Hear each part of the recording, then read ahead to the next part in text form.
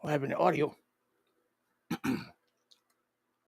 My bad. Yeah, there we go. Audio is good. What's up, good folks? This is the podcast, Shelfspace. You know it, you love it. You tune in. We read your comments. We love you checking in and following us when we drop episodes. So got the spaceship pulled into the driveway, hazard lights on, exhaust is burning. It's gonna be a hot night tonight. We got some fun topics we've been discussing in our production meeting. So I'm your host, Almond Brown from Planet Almond, and your other host is joining me tonight. Go ahead and let him introduce himself.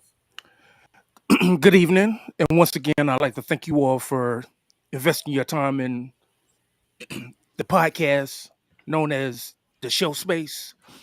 I am 1/4 of the most poppinest podcast on the face of this flipping earth, Headache Stub Mitchell. And hopefully tonight you will be entertained. Yes, I think you will be. We've got some fun topics tonight that we want to discuss with you. We have been having some fun in our meetings and discussions about what we want to bring to you, what's really been popping in the news this week. And you name it. Kanye doing his thing,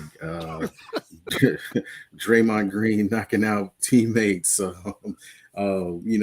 just the gambit of things that's been going on this week is a lot to kind of discuss in 1 hour. But we try to pick some hot topics and bring them to you.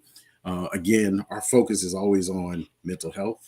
We want to encourage you guys to go get professional help because we are not the pros, but we like to encourage you to reach out, use your local resources, let you know that seeking mental health, there's no stigma attached to that. Definitely get help, ask for help, and talk to people. So that's really what we do. We try to encourage conversation, and that's what we're here for tonight. So been a little while, so just kind of catch up with everybody. Headache, kind of hip us up to what you've been doing for the past week. A whole lot of work. Haven't really been having time to get on the game, but that's all I've been doing is working. My book has been neglected, which I definitely need to get back into that. But that's all I've had going on this week is a whole lot of working. Same here. A lot of work going on, trying to catch up with just some shows, some books that we're trying to read, stay on top of the news, watching just different subjects that are coming up, trying to stay on top of that, and been getting the house ready for Halloween. Actually, I haven't been doing a lot of that. That's been on Shimmy doing most of the work, and me just kind of watching. So yeah, it's been a lot of that. Shimmy's gonna tie into this one as well too, especially with the project that she has going on at the house currently. Cool. Yeah. Let me get these because we got comments coming in. So let me get our settings right. Okay. Perfect. All right. They should start showing up here in a minute. So, all right. So, wow. Let's get into it. Let's go ahead and get into it, man. You had long in it tonight. Let's not beat around the bush, man. Kanye's in the news again. Yay, easy, whatever you want to call him. And you called me out, because I've said before, he's my guy. There were some albums, early albums where he definitely that was my guy. Then he kind of lost me as he tailed off into another stratosphere. But go ahead and break us down on why he's in the news.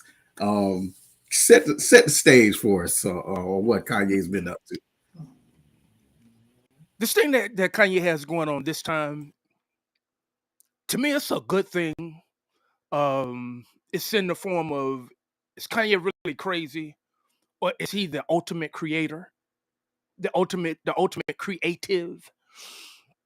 Um, Paris Fashion Week, we come out with Yeezy season number 9, with rocking what's coming up in oncoming the upcoming season, and lo and behold, we adorn the White Lives Matter T-shirt that sets the world aflame. Everybody has chimed in on it with the usual that Kanye is crazy. Charlemagne the God's take was interesting because he said that he has told Ye to his face that he needs to stop seeking white validation. But the White Lives Matter shirt, it's Kanye in all fashions of being Kanye. To me, it's just Kanye being Kanye.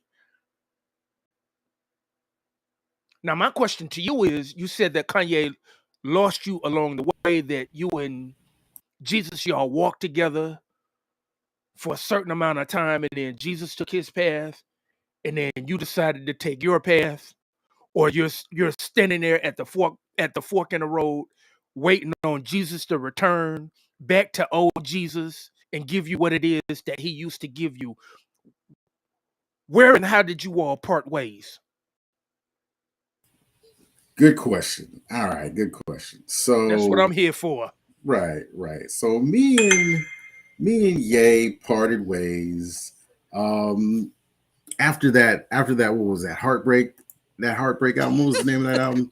Heartbreak 808. 808, 808 Yes. and Yeah. heartbreaks. Yes. So we kind of parted ways from there. I only follow Ye, as an artist, Kanye as an artist.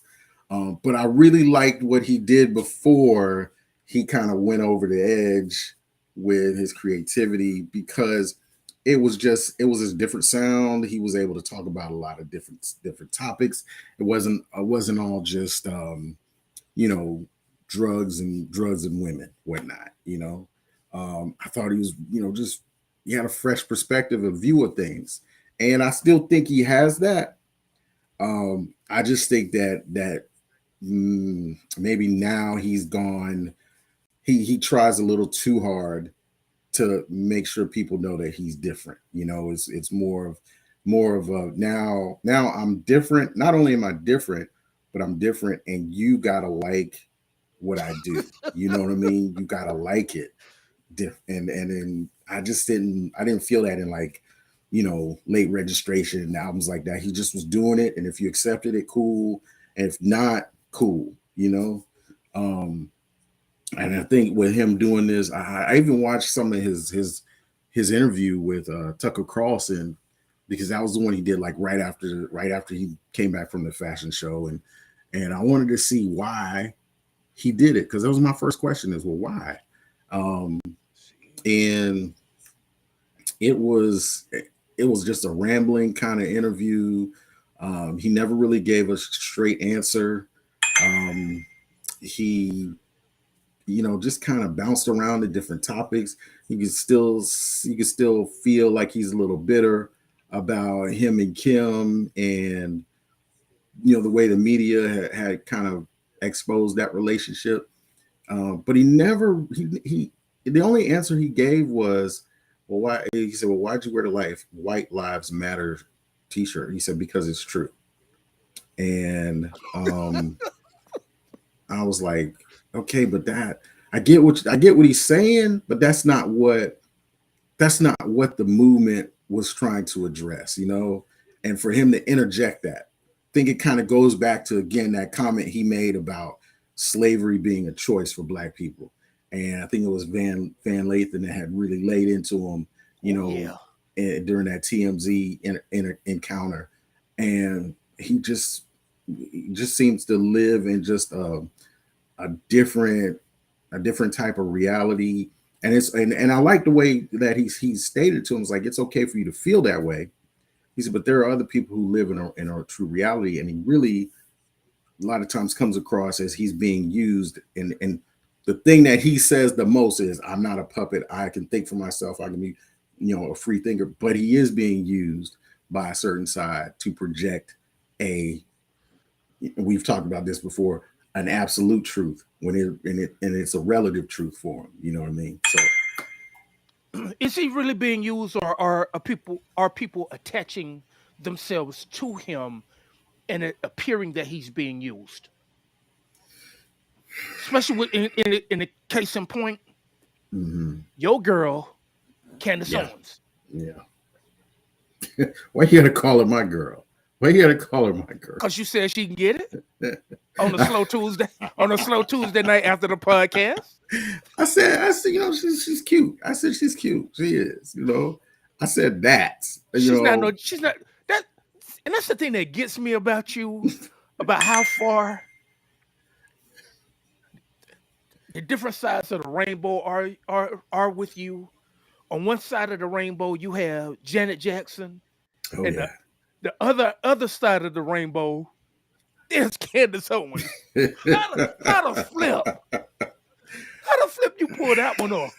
I mean, she's she comes across as what intelligent, and she can really you know get her point across, and she's got some interesting thoughts, and I find her, she's cute. I do think she's cute. She's got her good days. But outside of that, I don't agree with anything that she has to say. So um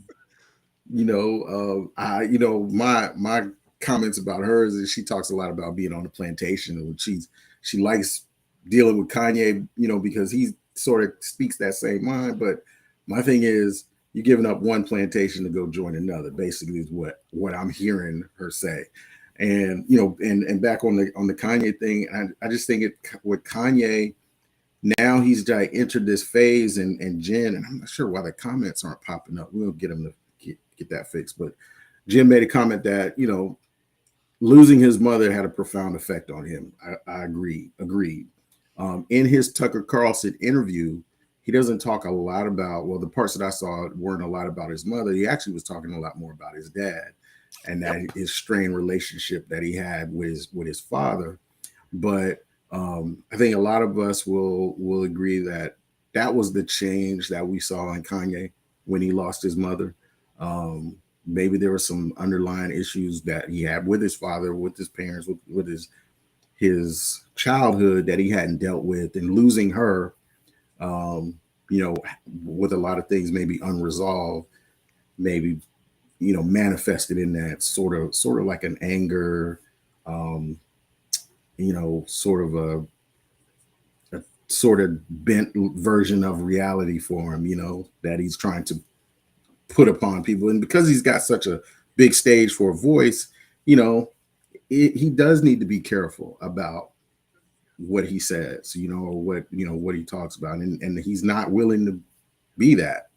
Um, Part of that interview, had some had the Fox News people all excited, but then when he sent out the tweet, like I think was the next day, which came across really anti-Semitic, now everybody's backtracking. Like, oh, they were all like, oh yeah, Kanye's got he's a great mind, and people try to shut him down, and they're gonna try to take away his free speech, and he should be able to say what he wants. And then he sends out the tweet, and now they're like, oh, but wait a minute, now he was wrong for that.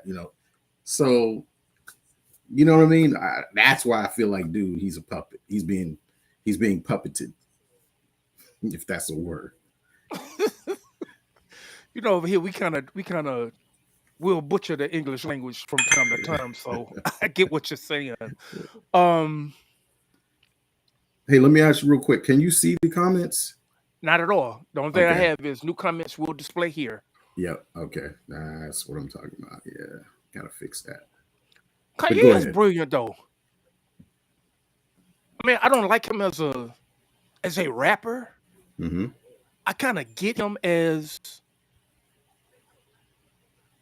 the perfect definition of an artist.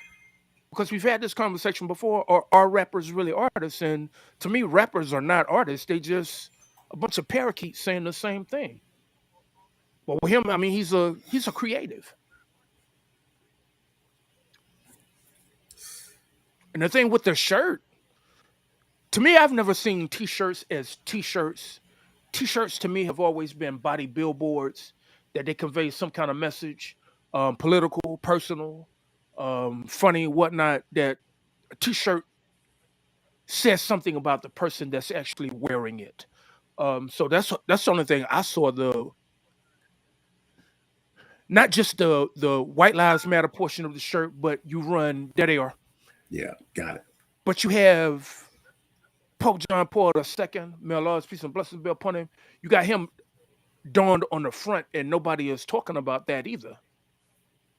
That there's more to the shirt than just what's behind it. And then if you look at the shirt in its entirety, it's brilliant.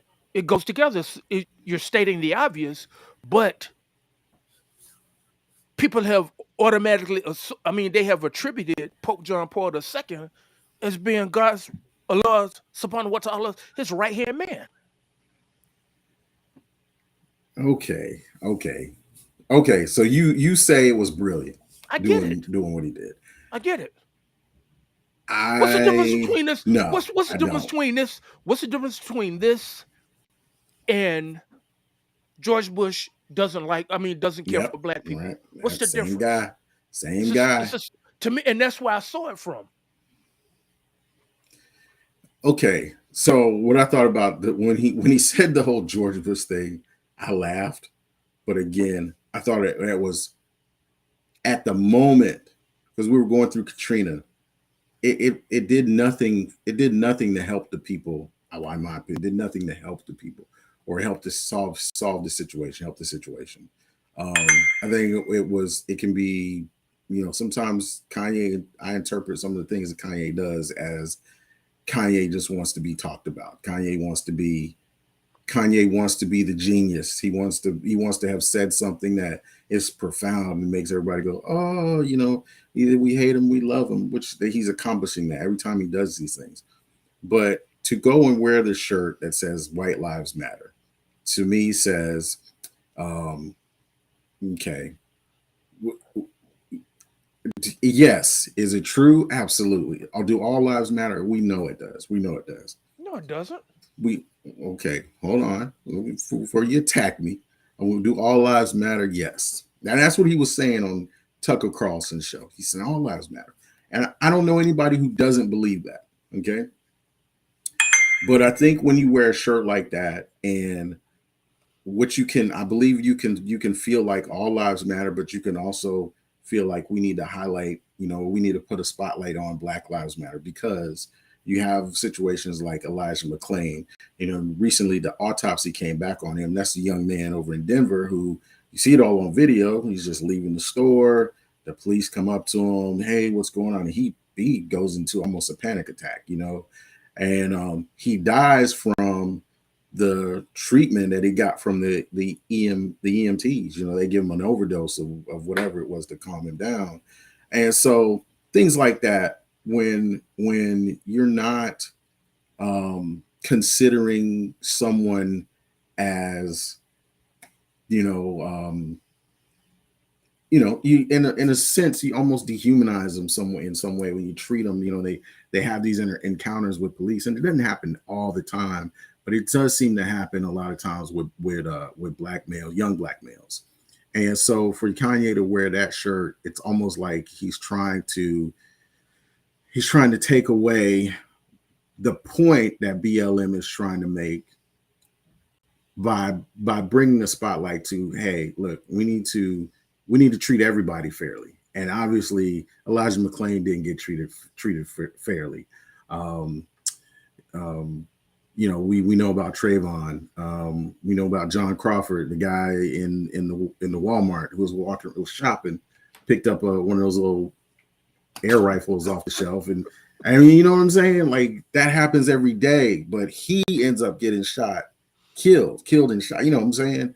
They move in on him like Call of Duty, So yeah, that's where I just felt like Kanye was being insensitive to that. And I feel like he got that from Candace. And Candace is that way because Candace is political. If you research Candace's history, there was a time where Candace was not a conservative. Okay. And she was trashing him, but she found out that she can get a lot more attention and make more money by, being the black conservative, in that movement. So I think Kanye's being played. Come on, come on. I know you're gonna. You said it was brilliant. I think it was selfish. The brilliant part about it is that you use Candace Owen as a prop. That's all she was. She was a prop. And in a part of this art display that I'm doing, what better person could you use outside of Hmm. Donald John Trump as the prop for what it is that I'm looking to do here? And I'm But what is he stating trying to do? I think that's what everyone's asking. Like when I first saw it, and that message I sent to y'all in the chat, I said, What was the point? What was he trying to do? What is it that he wants to accomplish?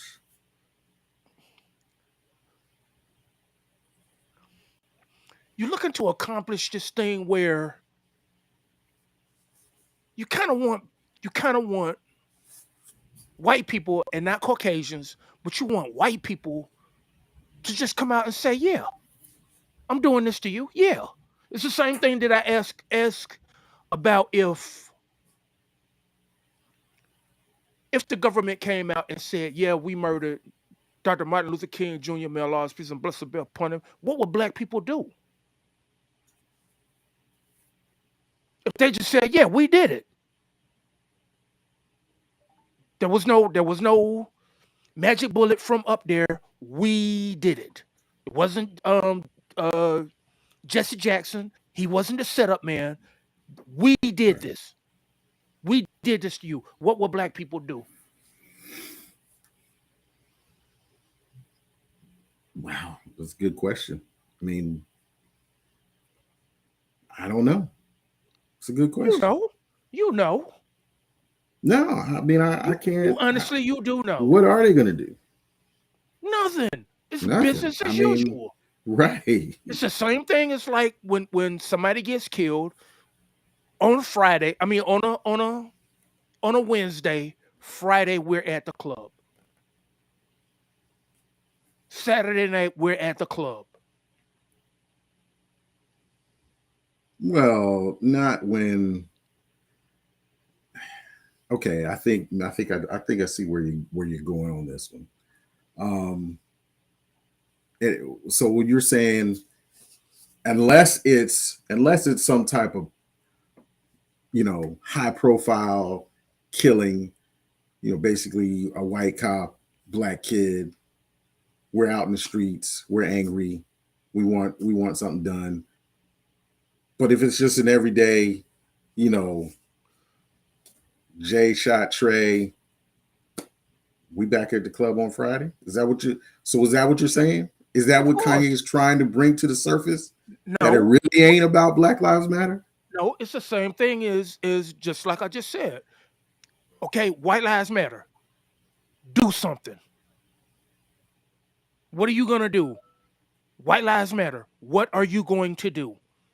They're not gonna say it. They're not going to admit it that white lives don't matter. White lives have only mattered.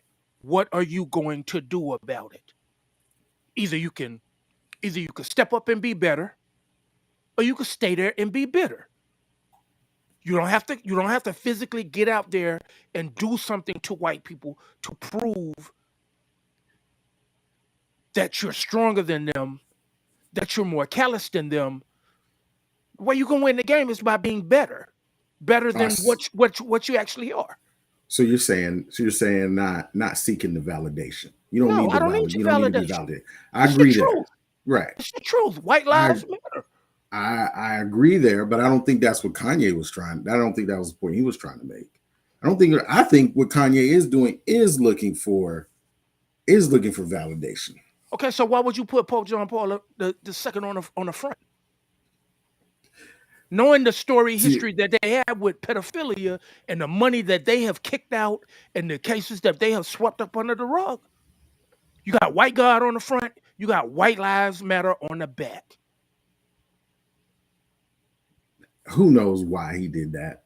I have no idea. He showed up to the Tucker Carlson interview with a lanyard with a sonogram on it, and he says, "Hey, I'm pro life. I'm pro life." Trying to Makes make a sense. point there. Makes Okay. sense. Okay. Um, And with that one, you have to look back into when Kim was not looking to have their child. I think it was might have been with North. mhm.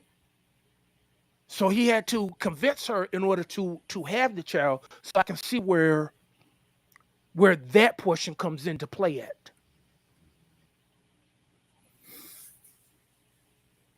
So let's just stop dicking around. Let's just go ahead and admit white lives matter. What's next? Because I don't. because I don't because think that was the argument, though. white That's what people I'm are not gonna saying. say it. White people are not gonna say it. Caucasians are going to act like it. They are not. Caucasian and white people are not the same.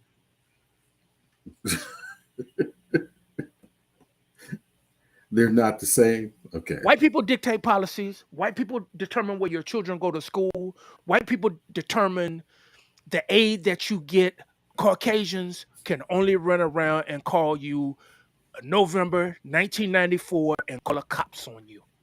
Caucasians have no power. Caucasians Disagree. dictate nothing. Caucasians do not propose policies. White people do. See, now you're confusing everybody on the podcast. They're All supposed to right. be confused. You That's what confusing I do. everybody That's on what the I show. do. That's what I do. Even me coming down here from Planet Almond, I'm confused because Where's your confusion at? when you're trying to delineate a difference between Caucasians and white people. I don't follow that. And Okay, because we've talked about this, how I feel about the actual race thing. okay, but You know here it how I is. feel about that. Here it is, short and simple. White people don't call you nigga. White people treat you like nigga.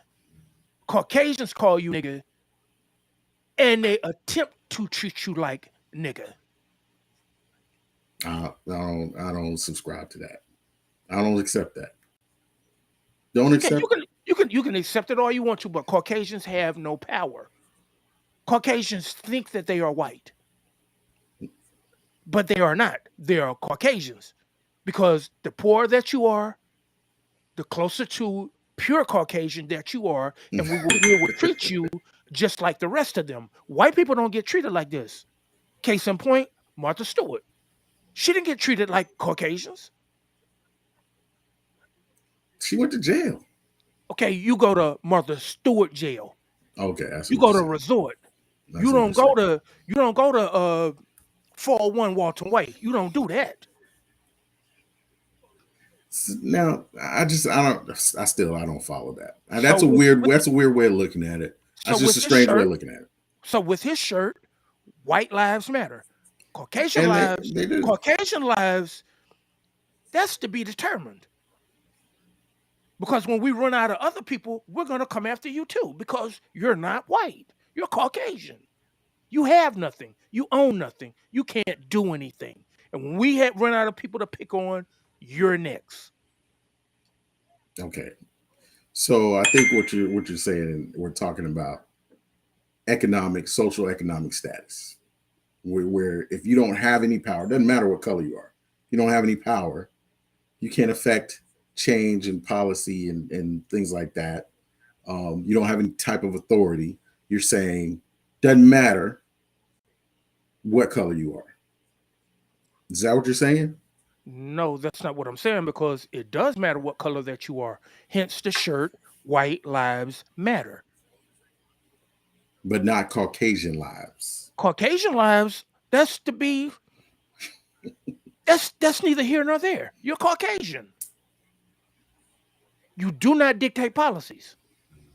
You have no say so. The only thing you can do is pick up the phone, play Karen, and call the cops. You cannot determine where my children go to school.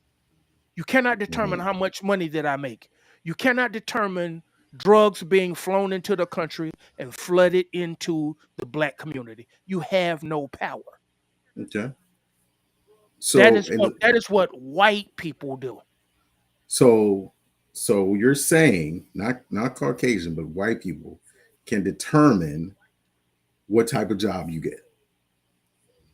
Is that what you just said? Sure. No. If No. if they are providing the jobs, how can they not? No. No. No. Mm-mm, Okay. mm-mm, mm-mm. Okay. No, because that goes back to our validation discussion. So if they don't want to give you the job, or if they don't give you the job on your terms, you don't take it. You go find another. Then you just move on till you find what you like, or you create the one you want. Exactly, So sir. That's with anything in life. But yeah, as it so they stands right have no now, so back to what you're saying. They have no control over you. They I have no can lock you. control over you. I can lock you out I'll and go create my own. force you back to the ghetto. I'll I go can force create you. my own. Okay, you're looking at it from your standpoint. I'm looking from it from a global domination standpoint. Because believe it or not,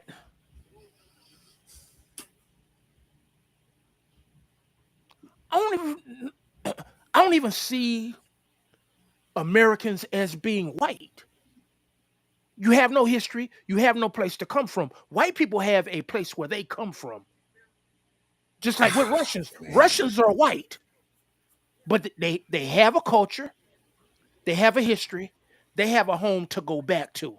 Yeah, but they You don't call you themselves they don't call themselves white people. exactly. So I can play either role. I can play white, I can play Russian. I can blur this line all I want to. But you an American, where you gonna go to? Because it goes back to again what I had said before. I've said it on the show that race is not a real it's not a real thing. It's not it again. I I try to explain. understand You that. understand what I'm saying? I It get what you're saying. it It's was like in the manufactured. ancient It's not world. It real. wasn't it wasn't what it wasn't what divided people. It never was what divided people. I Race get didn't do that. I get what you're saying, but there are pieces on the chessboard. One side is white, one side is black. Nah, I don't Everybody, subscribe wait to a minute, that. wait a minute, wait a minute, wait a minute now. One side of the board is white, the other side of the board is black. Everybody else that stands on the outside, they pick a side. Oh yeah, I get what you're saying. So you're talking about the game itself, The white, game. black, pizza. I get it, I Yes. get it.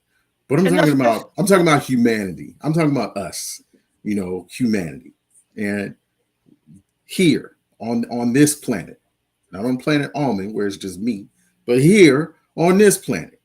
Okay, when we look at the world history, okay, the world history, okay, this phenomenon of race, which we tend to we keep it going, we perpetuate it with, especially here in America, with some of the things we do. It didn't exist in ancient times. Like people knew how to get together and they knew how to cooperate. They knew if we lived over here, this was our tribe. We lived over here, this was our tribe. We're going to mark out these lands. There weren't any like hard set boundaries just forming yet.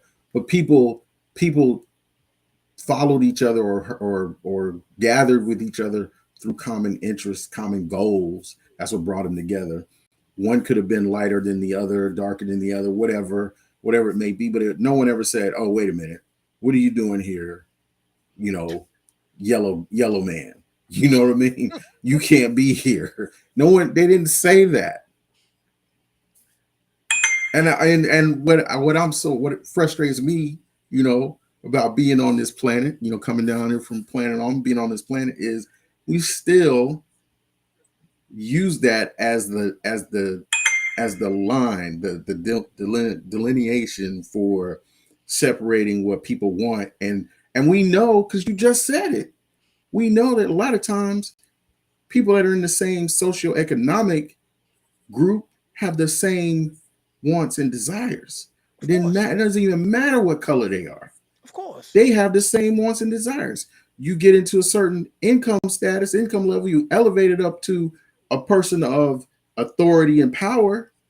Now, the things you desire are very similar to someone else who's in your same socioeconomic status. Doesn't matter what color you are. So Yeah, but why do we keep holding on to this color separation? Why? because on a subliminal level, it still exists. It's just not as overt as it used to be, but it still does exist.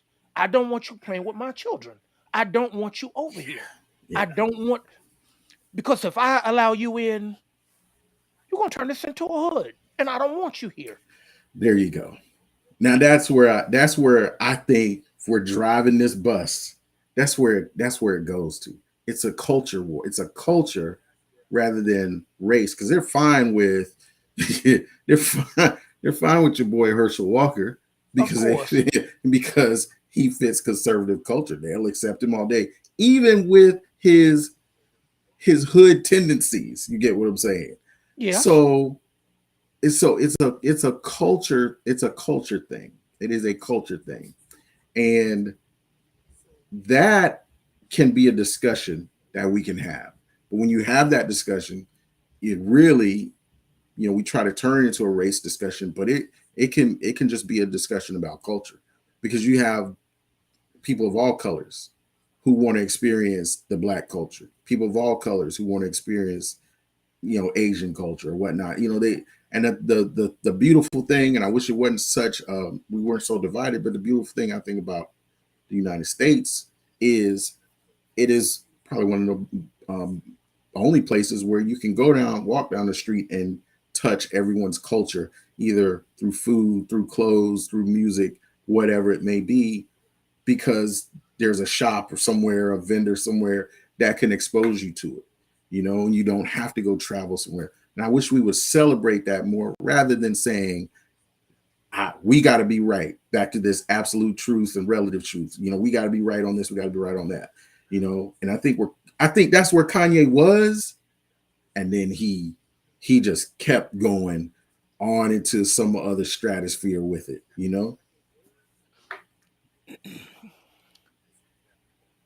To me, the perfect reparations would be just stop. Just stop the BS. Don't cut a check. Just stop. Stop targeting people. Stop shooting people. Okay.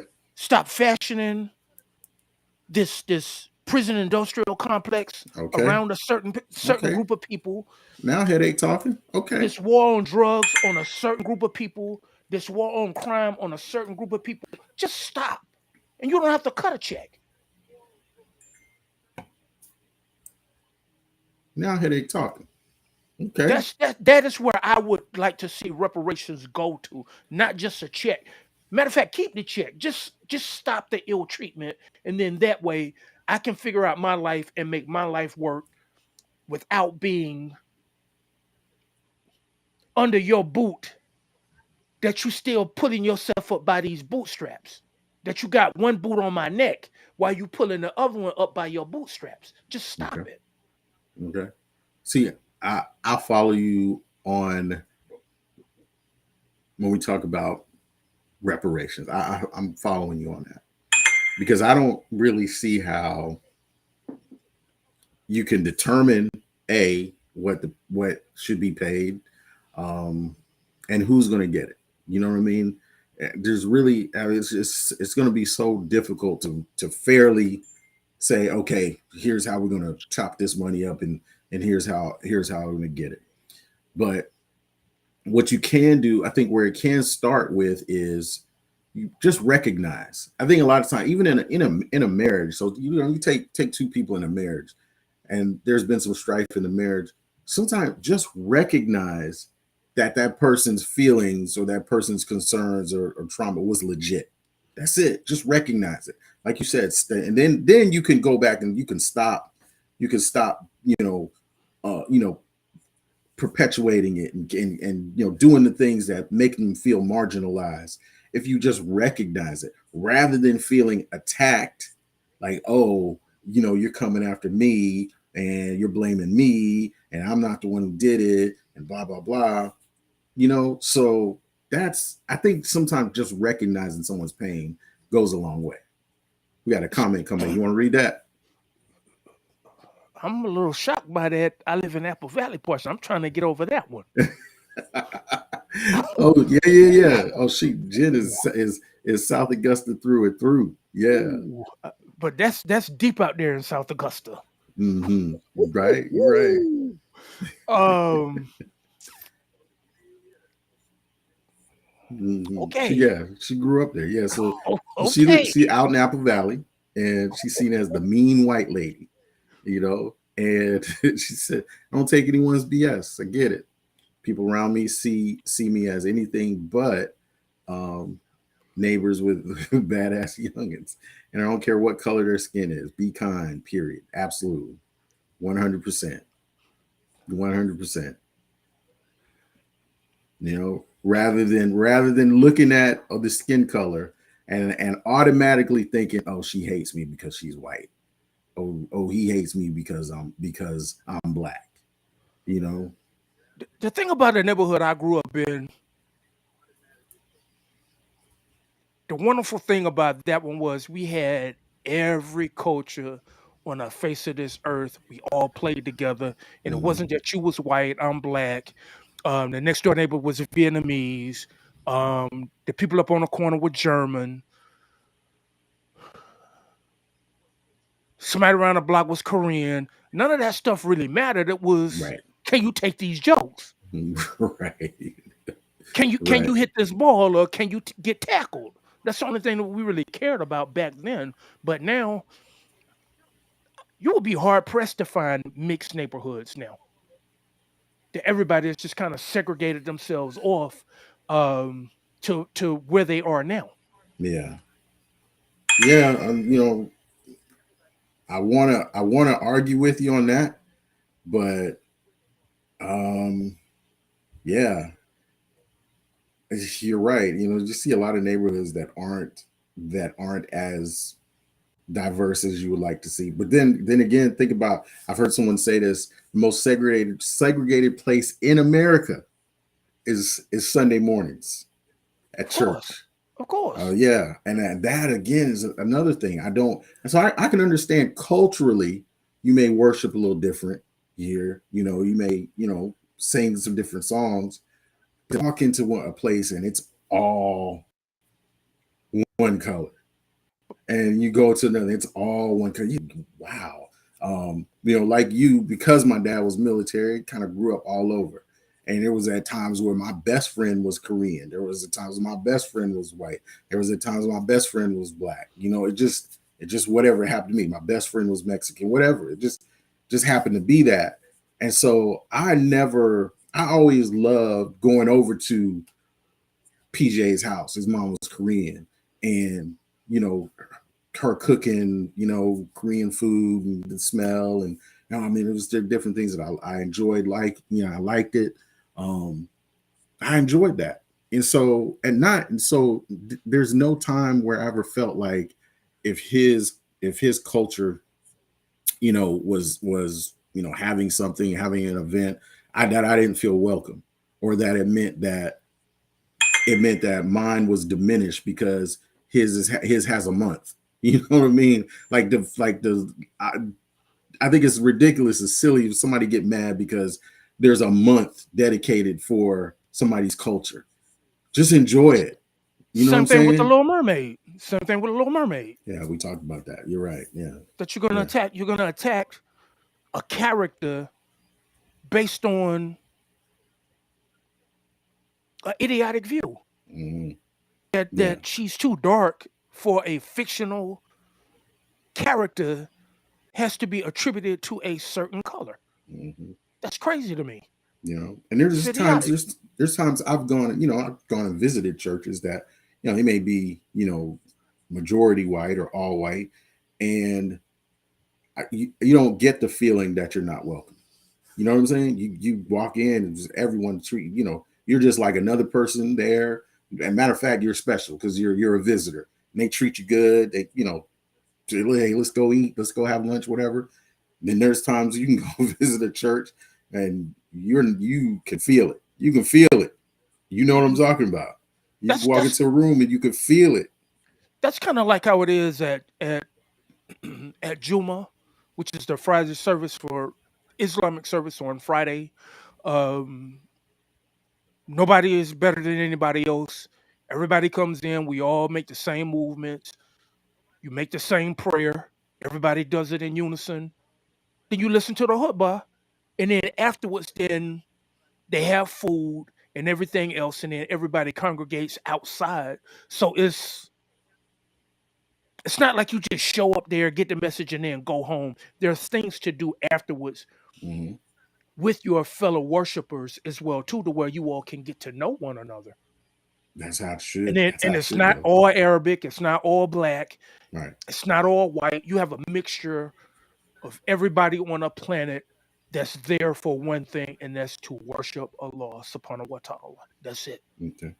And I think again, back to Kanye, I think he was on that format at one point, but he's allowed himself to become used as a political pawn, or maybe he voluntarily wants to be used as a political pawn. Where I say, rather than doing something that actually promotes that, I think he's kind of switched to becoming, just more, more of a selfish person. I've even had my Kanye moments where I may be at a predominantly black church. I've been in a predominantly black church, and there's a family of churches all over the area. Okay, they have the same name. They're just in different locations of the city. But one may be a predominantly white congregation. So I'm like, well, why don't we do anything with them? I'm like, well, why are we? We'll go to this one, have an event, but there's another church with our name on it on the other side of town. We don't even know those people. You know what I'm saying? What's up? People don't even know their own neighbors, their next door neighbors, much less a church neighbor. But if they're gonna walk these, especially these evangelicals, gonna walk the walk, okay, it shouldn't even matter. You know what I mean? Like Okay, like but my thing was if these all these churches bear the same name, okay, doesn't matter what who's at the congregation. You got the same Bible, you sing the same hymns, preach the same messages. We all should be doing something together as a family. So why okay, are we segregated? Why? but then once again, when we go and take it back to Kanye, he's not Kanye, he's not Ye anymore. He's Jeff Yayos.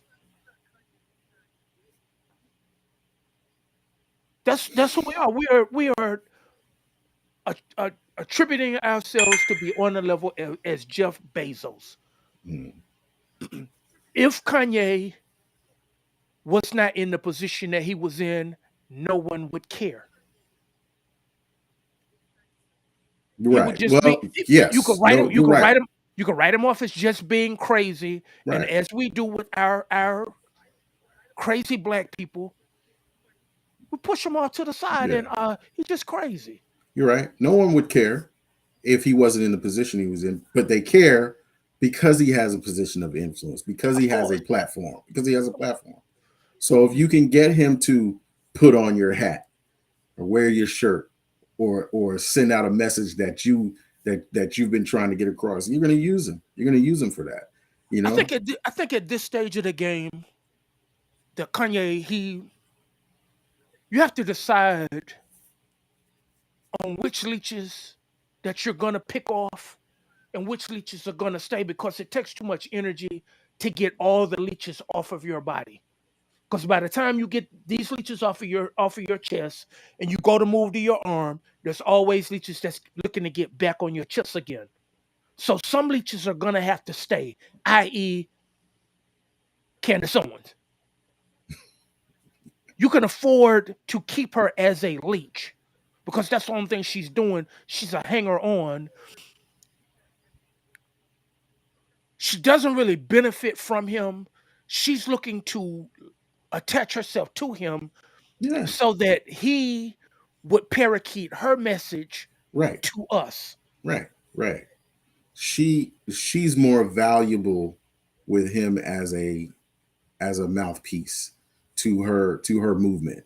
Candace has been trying to hawk this book for years, and she's not going to make a lot of money selling it to the choir, but if she can get some new peoples, a new audience, you know, to tune in, catch her message, donate, buy her book, and she needs him for that.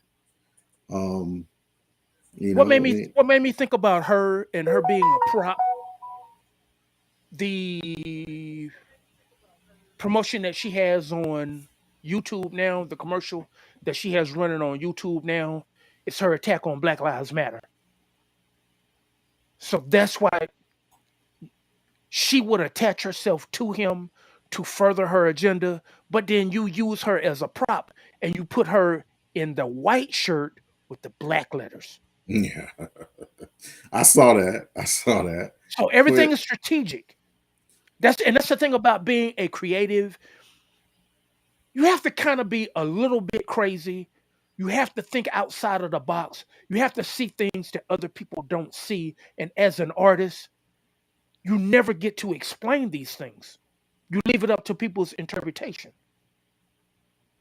My thing with this, what's the difference between him as a creative and AKA the weirdo and Andre 3000?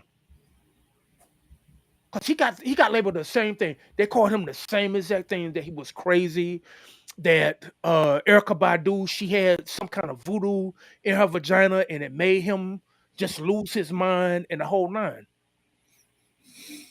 what's But the he difference? he picked up the same thing, other than him not Yeah, being as vocal. right. I think you know if you leave it to just being a creative artist, um, okay.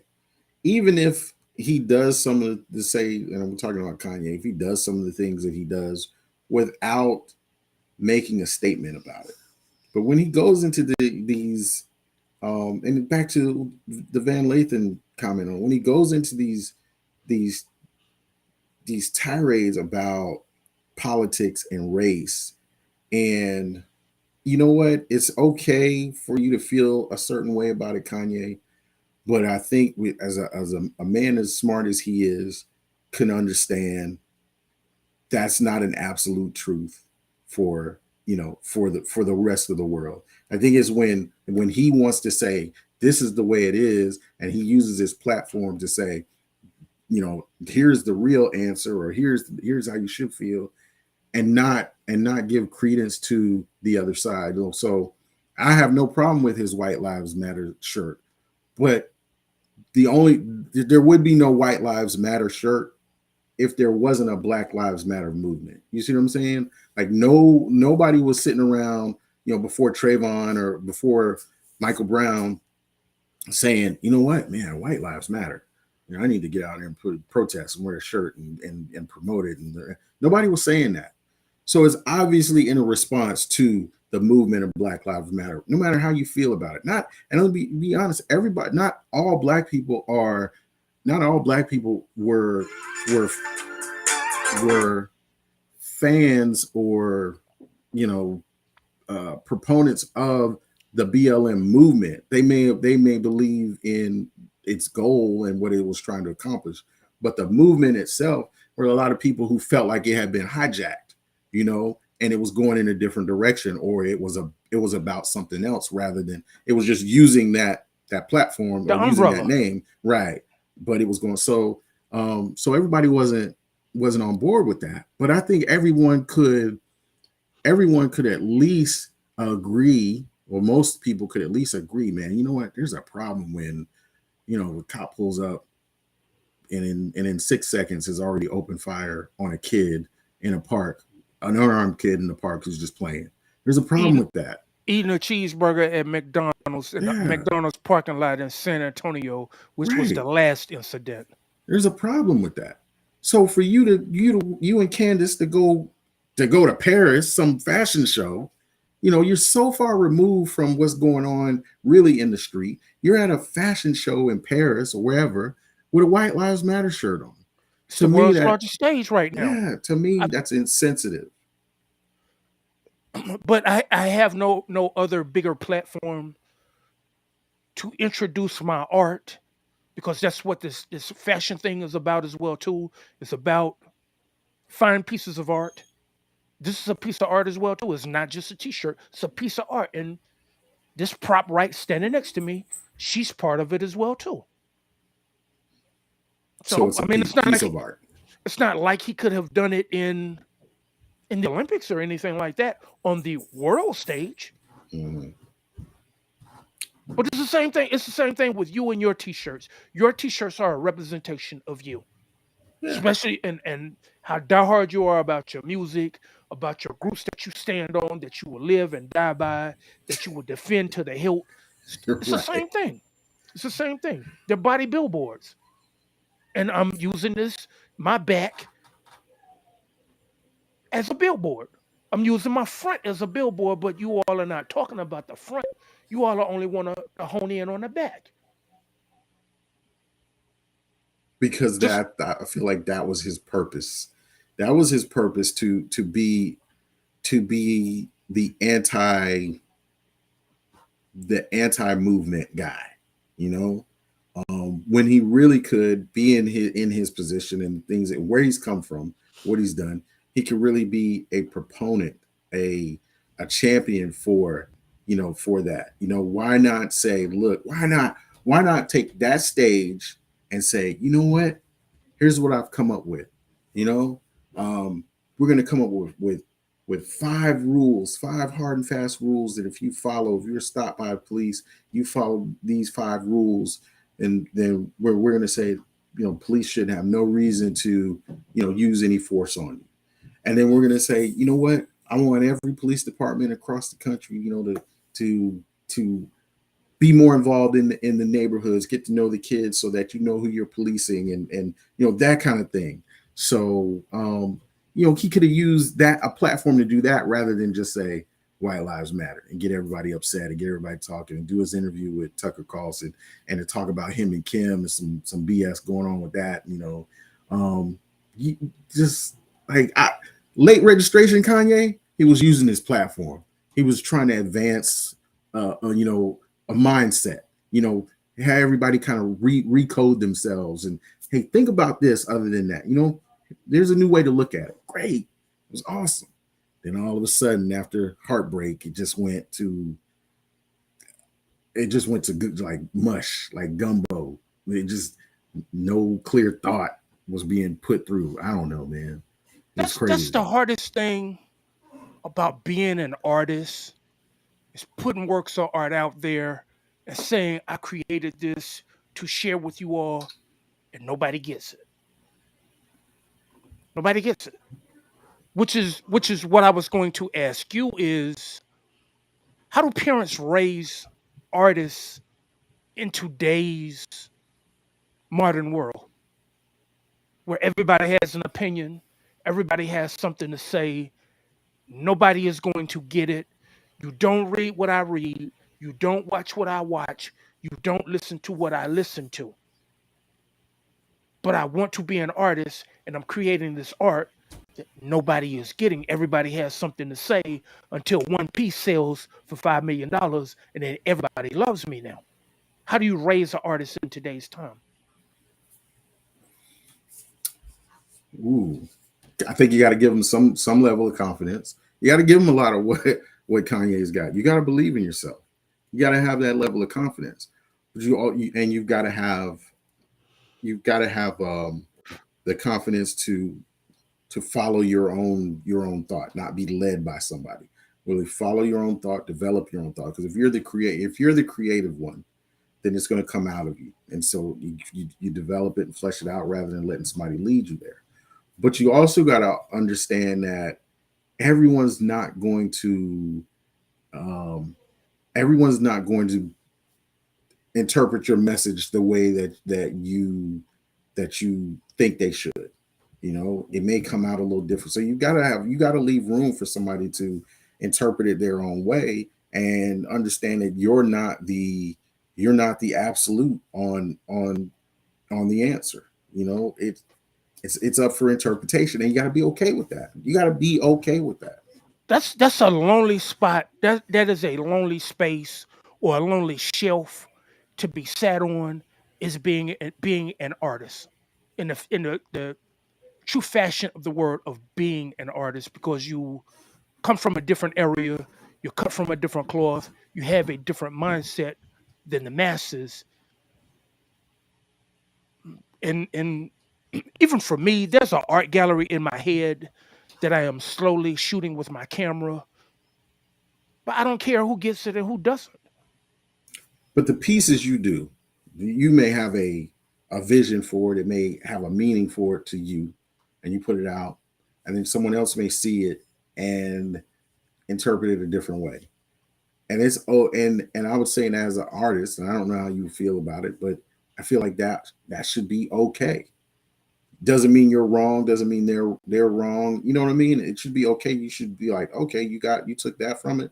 All right. Well, here's what I saw on it. But cool. I'm okay with that. And just leave it there. Because there's a piece that I'm getting ready to shoot, and 9 times out of 10, I'm shooting it tonight. An empty baby seat with a help wanted sign in inside of the seat, as a semblance of people that have children, and you ascribe them a job to fix your life, and they get no payout of it. But these children are given this job to fix your life that you could not manage, or your children are given this job to be the reason why you out here selling drugs so you can feed them, or doing whatever it is illegal under the umbrella that I'm doing this for my kids. Hmm. I follow you there. And that's a job you can't manage that. No kid's going to be able to fix their parents' life or the parents' life, and to have put that pressure on them for that. I mean, recipe for disaster. Of course. Yeah. But those are the type of pieces that are in my head that I'm slowly getting out, is the different, probably some of the darkest moments in people's lives. I turn those pieces into art, and that's why my art is usually shot at night, or is shot in the dark, because of the dark places in people's lives that I look to make beautiful, and to show them that I do understand. Okay. And then all of it is tied to a song, a verse, a line, something musical. Musical is always tied to it. When you talk about these dark places, um, we were talking about conflict resolution in one of the meetings to kind of transition off of Kanye.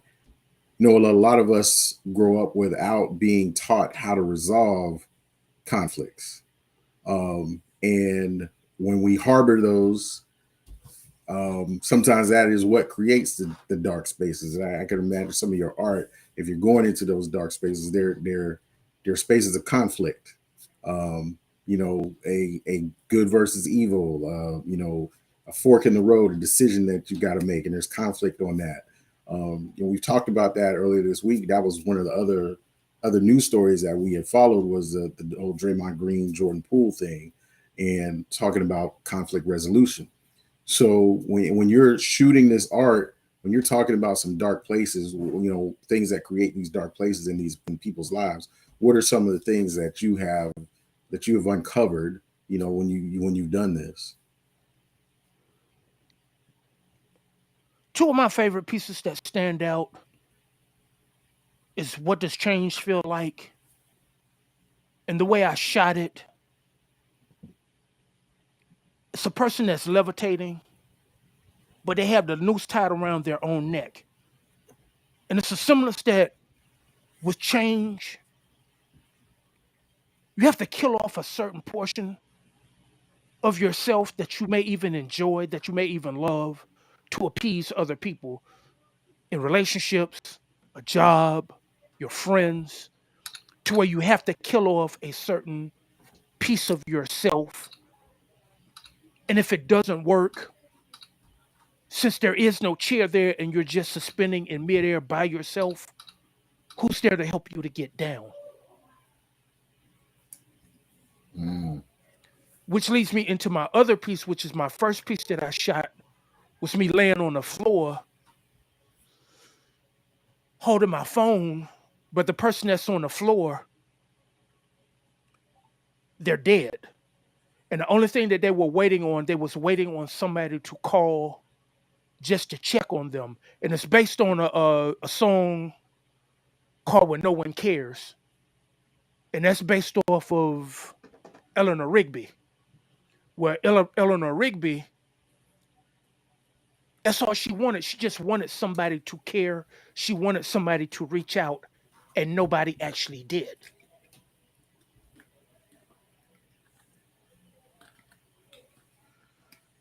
And those are the two pieces. Those are probably two of the darkest pieces that I've shot, but those two pieces mean probably the absolute most to me.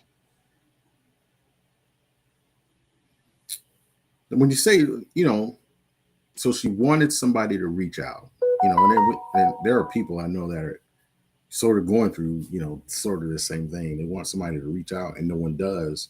What do you do with that? What do they do with that? You know, Shay, Shay, do they, what do you do with that?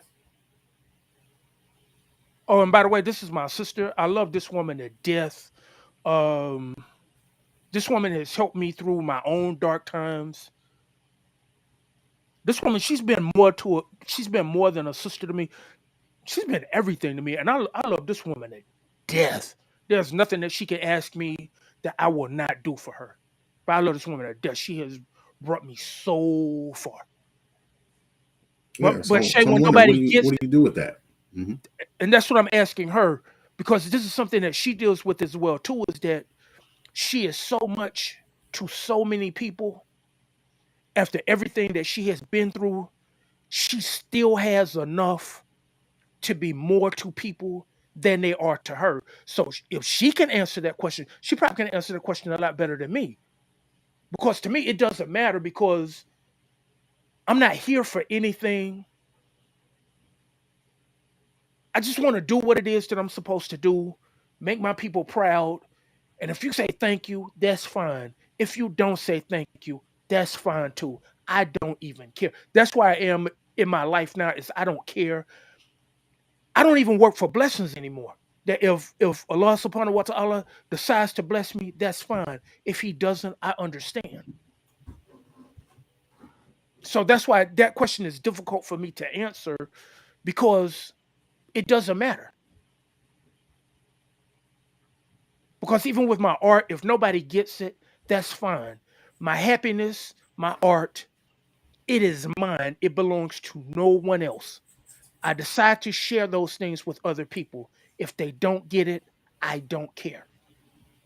Mm-hmm.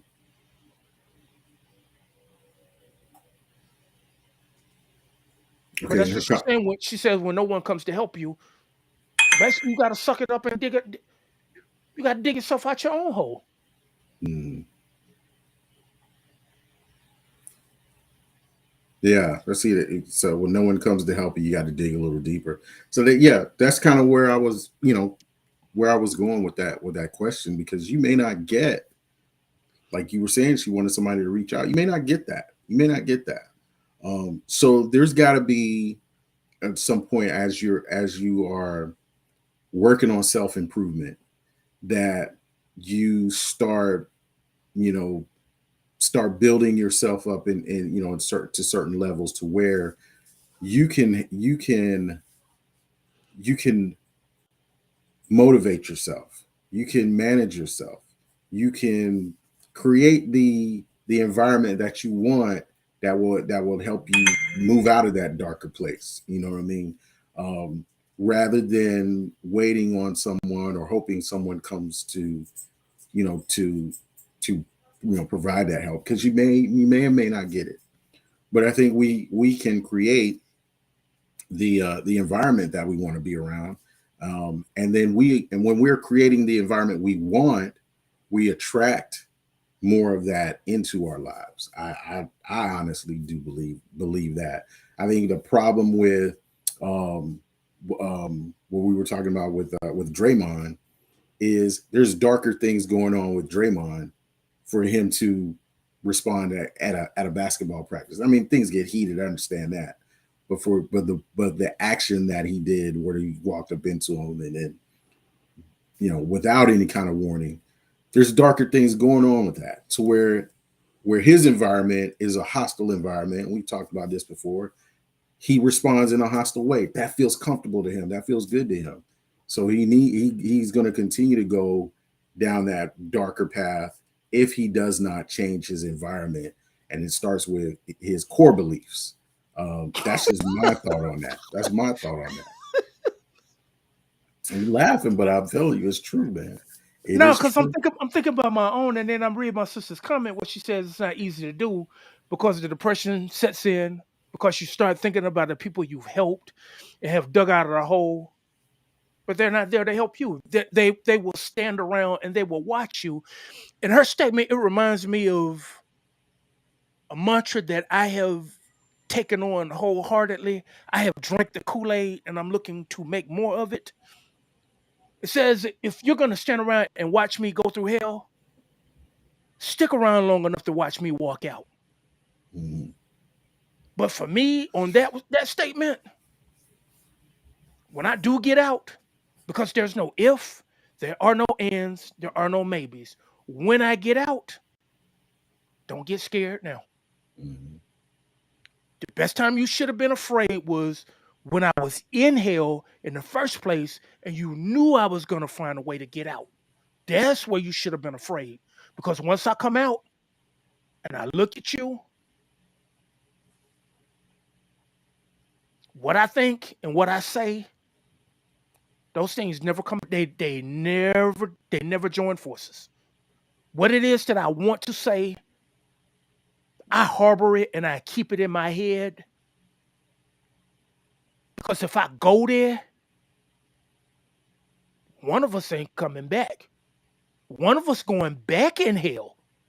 And you not and one of us is not coming out. So that's why what's in here, it gets diverted and then it goes back in here instead of what starts here and ends up out of here. It never comes out. Just like that, I do not feel like I have the right to call anybody else's child dumb, stupid,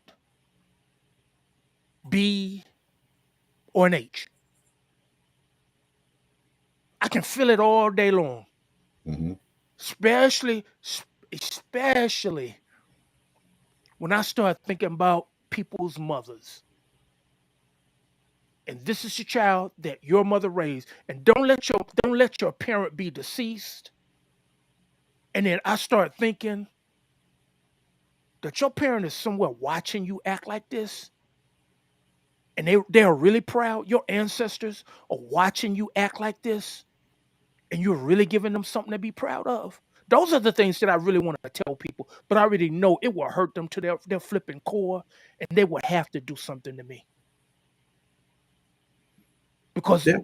that's my way of telling you, you are a waste of breath. But if you know it's going to hurt them, I mean, what good is it? What good is the response if you know it's going to hurt them? It's not going to do anything The to. greatest portion behind that is that look on their face, especially when you telling them, and you can see that crack, and it always starts in the same place. Mhm. That crack always starts in the center of their forehead, and as you start speaking, it slowly makes its way down till it gets to their heart, and then everything breaks open. That's beautiful. Oh That is man, flipping beautiful. nah, That's nah. when I know I have you. And the next time you see me, Nobody else has to know what goes on in the room when I walk in. Only you and I know what has transpired. And you have to take that on for the rest of your life. That's why I don't like doing that. Because I know what that does to people. I know what you're feeling. I've been there before too. But I've also found that that takes a lot of energy out of you. It Who? draws a lot. Who? It does, man. It Who? does. Who? It draws a lot of energy out of you. It Negro, does. please. And I'm just telling you, you look, I'm gonna keep saying it. I'm gonna keep saying it. I'm gonna keep saying it. You either live in a hostile world or you live in a loving world. You cannot change how what somebody does to you or treats you or responds to you. You can't change, you can't affect that. You can only affect how you respond, Draymond. You can only affect how you respond to it. That's it.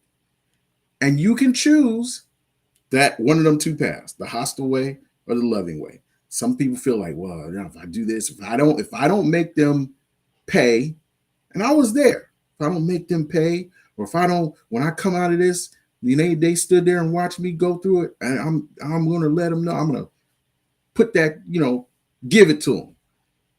That's energy. That's energy wasted.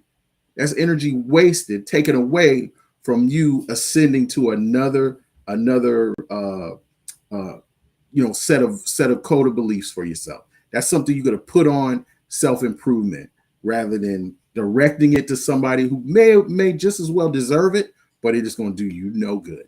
Watch this, Shay. Watch this one real close. Go ahead.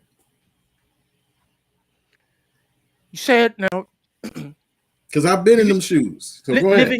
living in a world of love. Yeah. I love me more than you think you love you. Okay. That's fair. So since I love me Yeah. more than what you think you love yourself, there's gonna come a time when I let you get away with it far long enough to where I love myself enough to stand up here. You can have it all. And I give you everything. Because I've had to do that at work yesterday where we were discussing something and we were talking about a resolution. But the longer we were talking about resolution, we want to start bringing up old stuff that's actually going on now. Best thing for me to do at the age of the game is I quit, I give, you win. Okay. Because I already know where I'm getting ready to go with it because it's already been mapped out in my head. And I don't need to do that to you. So best thing for me to do is to I quit, I give. And the precursor that people don't know about me is when I start doing this right here, while they're talking, people start getting afraid. Because what I'll do is I'll tap right here. And if I don't want to say it to you and I've gotten to that point, my invisible friend is right there. And I will sit there and I will deliver everything like you're not even standing there. So what do you call it? That's your coping mechanism? I mean, that's fine if that's what you do. That's your cope. If that's your coping mechanism, and it helps No, you get through it, no. okay. That's not even helping me to get that means you don't mean enough for me to even address. I'll take that up with somebody that isn't even here. You're just as fictitious as this invisible friend that's here that isn't here. Mhm. You mean nothing to me. So let me hold a conversation with someone or something that isn't here that means more to me than you ever could. So no, it's not a coping mechanism. It's you're menial. You're nothing. It's not that you're beneath me.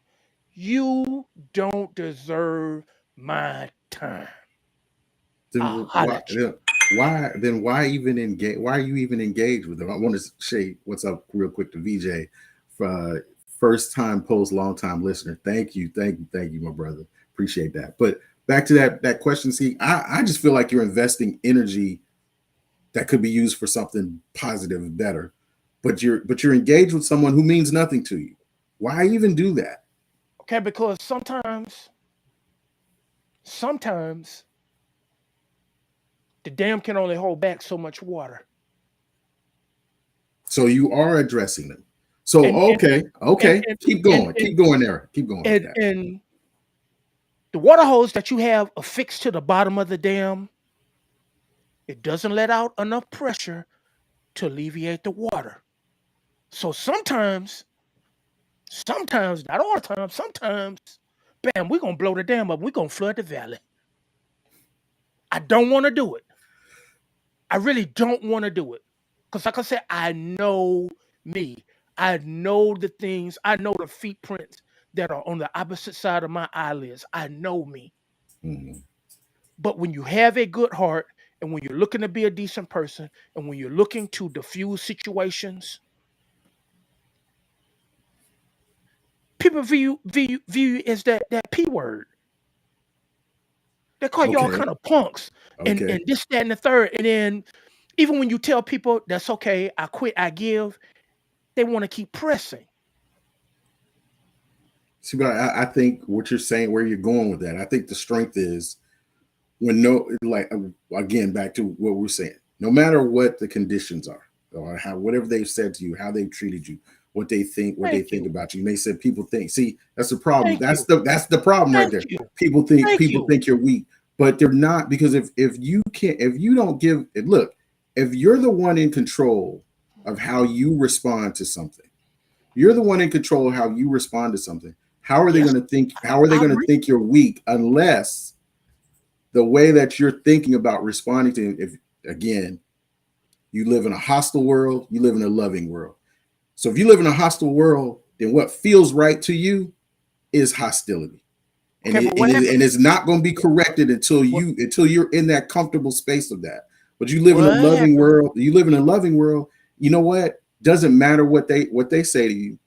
It's not going to change your perception, your idea, your view, your reality can move on. So why even address that person? Why? Because Why? you keep swerving into my lane, and you keep hitting me. You keep hitting my car with your raggedy hoopty. Because they want something from you. Exactly, and you just said it, bro. You just said it. You want something. Yeah, You want something, right. and at times, who am I to deny you the pleasure that you are seeking? That you want something. So since you want something, here you go. Right. Now take them hurt feelings right along with you. Take that psychosis that I just gave you. Take that right along with you. Because you never understand the trauma that you're putting me through and the stuff I have to Because you're deal with. allowing them to. You're No, no, no, allowing no, them no, to no, do no, it. no, no, no, no, no, no, no. It's not about allowing.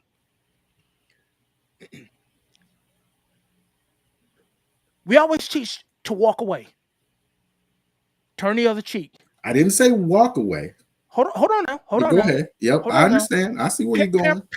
Parents, they always teach walk away, live to fight another day, this, that, and the third. But it gets right back to what my sister just said.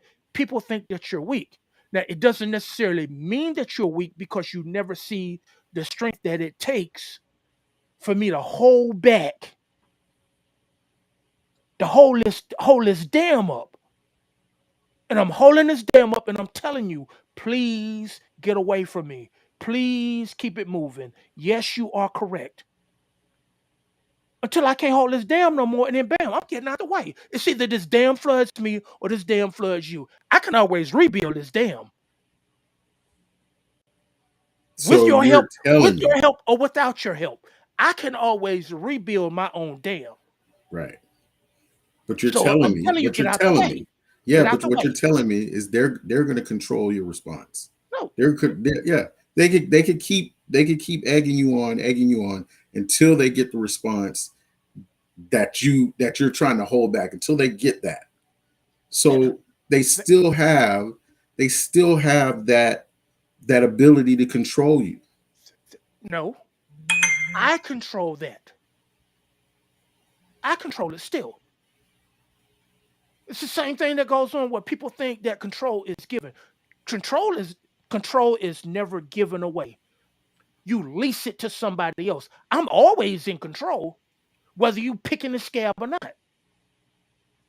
Now, when you pick this scab and I decide to go ahead and let it bleed all over you, that's still my choice. I'm still in control. I sit in, but you're saying you're holding it back because you don't want to do it. Exactly. But they can egg you so far, they can push you so far, Draymond, that you now are going to do the thing that you were holding back on. Isn't that what you're saying? They control you. That it is not control. You're looking at it as a control mechanism. And I understand because you can only look at it from your perspective from the outside looking in and how you view the situation. So I understand how, if you want me to give you the word control, yes, it is control. But to me, it is not control. I'm still in control. I'm still in control of my emotions. Now, how I decide to deliver it, to me, it's always delivered when there's no emotions attached to it. Because that way I am delivering it to you in all truth and there's no anger in it whatsoever. That's why I don't like to do that. Because I know how slick and how sharp this tongue can and is. And I don't want to do that. And the worst part about that is that feeling of fakeness that comes along with it. Now, in the case of Draymond Green, Wait. You say feeling the fakeness of what? the Holding back? feeling of the feeling of fakeness of yes holding back. Okay. All right. Because Gotcha. you know from the very depths of your core, you really want to give it to him. Because you and Jen says she's heavily medicated for the safety of others. Okay. I'm I'm I'm not telling you you're wrong. I'm just telling you you live in a hostile world. Jen lives in a hostile world. That's easy for you to say. Coming from It's Planet not easy. Almond. It's not That's easy for easy. me to That is say. easy for you to say coming from Planet Almond. I'm just telling you what I'm hearing, what you're saying. You just said it feels fake when you hold back. So you're comfortable when you can respond with your hostility. You I live am in a hostile comfortable. world. No, I am comfortable whether I respond the way Headache Stub Mitchell responds, and I am comfortable when I don't. Because and it's not that I have to make excuses for people. It's like another situation that I'm going through. A part of me wanted to really say something to this person and really go ahead and give them the business. And then that other side of me kicked in, that invisible friend kicked in on the side of me. It was like, let it go, bruh. They got problems of their own. You can look at them and tell they got their own problems that they have to deal with for the rest of their life. Put this lift in reverse and get out of here. And that's exactly what I did. Okay. But did you feel fake? Now you mentioned feeling fake doing that, but did you feel fake in that moment? There is a level of fakeness, but the pity outweighed the fakeness. Because that's what it actually was. That was genuine pity because here it is. You're about to introduce someone else into your madness that you could have stopped. And then now they're going to have to pay for it for what you did. And you're going to be tied to the person that you did it with for the rest of your flipping life. All right. Even when you standing in front of God, you are still attached to this person. That outweighs the fakeness. Look, I'm not saying, I'm not arguing that okay, this wrong. I'm just pointing out the two worlds. Because I've been that way also. Shay just said, you know, you'll give people enough rope to hang themselves and Oh, expose you oh to you. yes. I, Oh I've done yes. that too. I've done Oh that yes. too. But there's also there's a level of energy that you expend doing that you could put into your personal vision, your own journey, your own journey. You can put it into that and not deal with. That's why I live on planet Almond. You see what I'm saying? You see what I'm saying? You elevate yourself above that person Yes, sir. that is trying to bring you into their hostile world. Elevate yourself above that, man, because the energy that you're putting into that could be used on your next art piece. It could be used on your next book, on your next documentary, whatever it is. You're putting your your mind's energy into stuff that doesn't pay you back. My sister and I have this thing about not allowing people to occupy space in your mind that they don't pay rent. And I fully get Mm-hmm. that. But sometimes that comes with an eviction notice as well, too.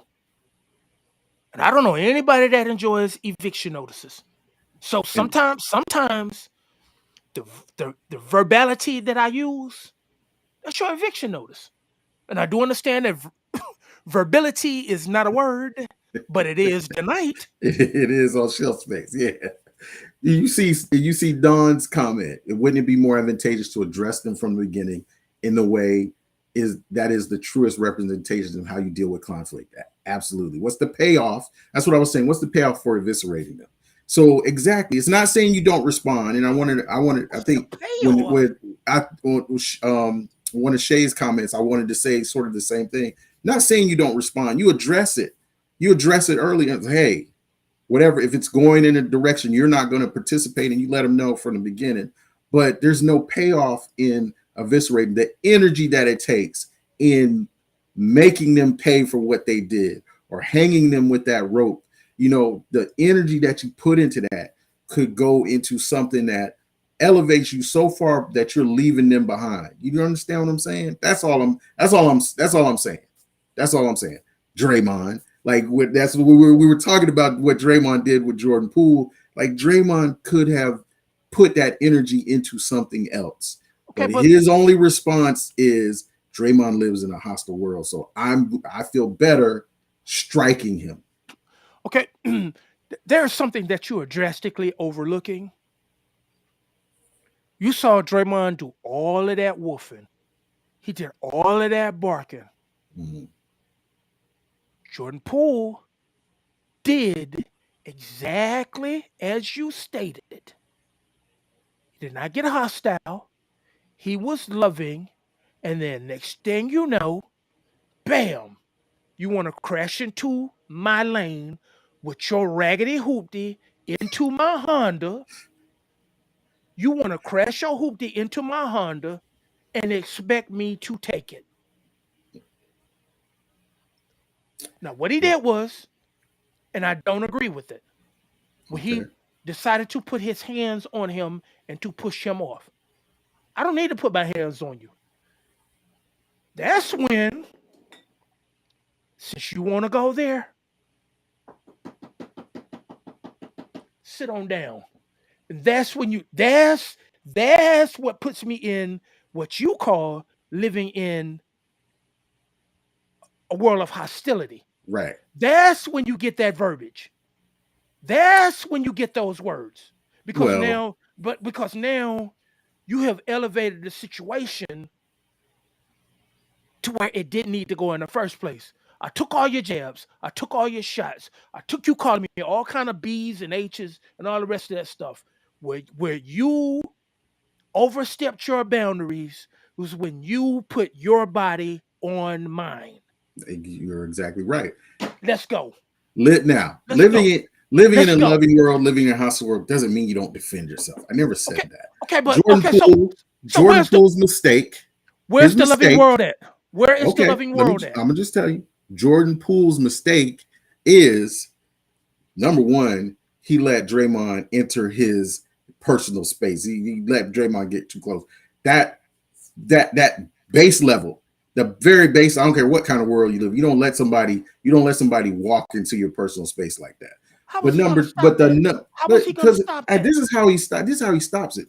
Obviously, there was some jawing going on. The confrontation. It didn't just go from, hey, how you doing, Jordan Poole? Hey, Draymond, punch. No, there was some escalation going on between the two that should have been addressed before it got to that, before it got to him throwing punches. Okay. And he should have, you know what I'm saying? Basically could have addressed Draymond to his, as the situation before the situation escalated, because he knows what kind of person he is. Okay. But what I'm saying is you don't just because you live in a loving world doesn't mean you don't defend yourself, or you don't know how to defend yourself. But it just means that you don't invest a lot of energy into make paying somebody back for what happened, or what they did or what they said to you. You invest that energy into developing yourself. Now, the comments are coming in. I want to Of quickly. course. Jen says it may be easier on my mental health if I felt pity. How do you pity someone who destroys your world? A fair question. That is a fair question. Easy. That is a fair Easy. question, because that Easy. Hold, pity, hold, go that ahead. Go that ahead. that pity, that animosity that you're holding is directed at that person. That energy that you're pouring into that animosity is directed at that person, and it's triggering you. And it only feels good. It's only you feel like it's only going to feel good to you when you see that person pay for what in your mind, pay for what you did.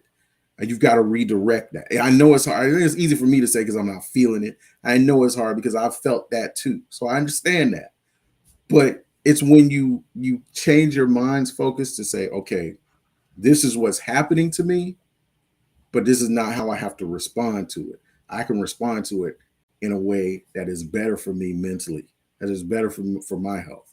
So, and then Don's comment, if the payoff is offense or accusatory, just want to understand what the expectation is after giving him or her the headache treatment. That's what we got a new name now, the headache treatment. And then Shay says there's a level of satisfaction that comes with that evisceration, depending on the vernacular that is used. Yeah, I love to use my New York words and leave you looking stupid. That's my idea. Yeah, you get that satisfaction. You do. I had to learn. Listen, Almond had to learn this, man. I had to learn it. The reason it's satisfying to you, you know what I'm going to say. The reason it's satisfying to you, because you live in a hostile world. That's why. That's why.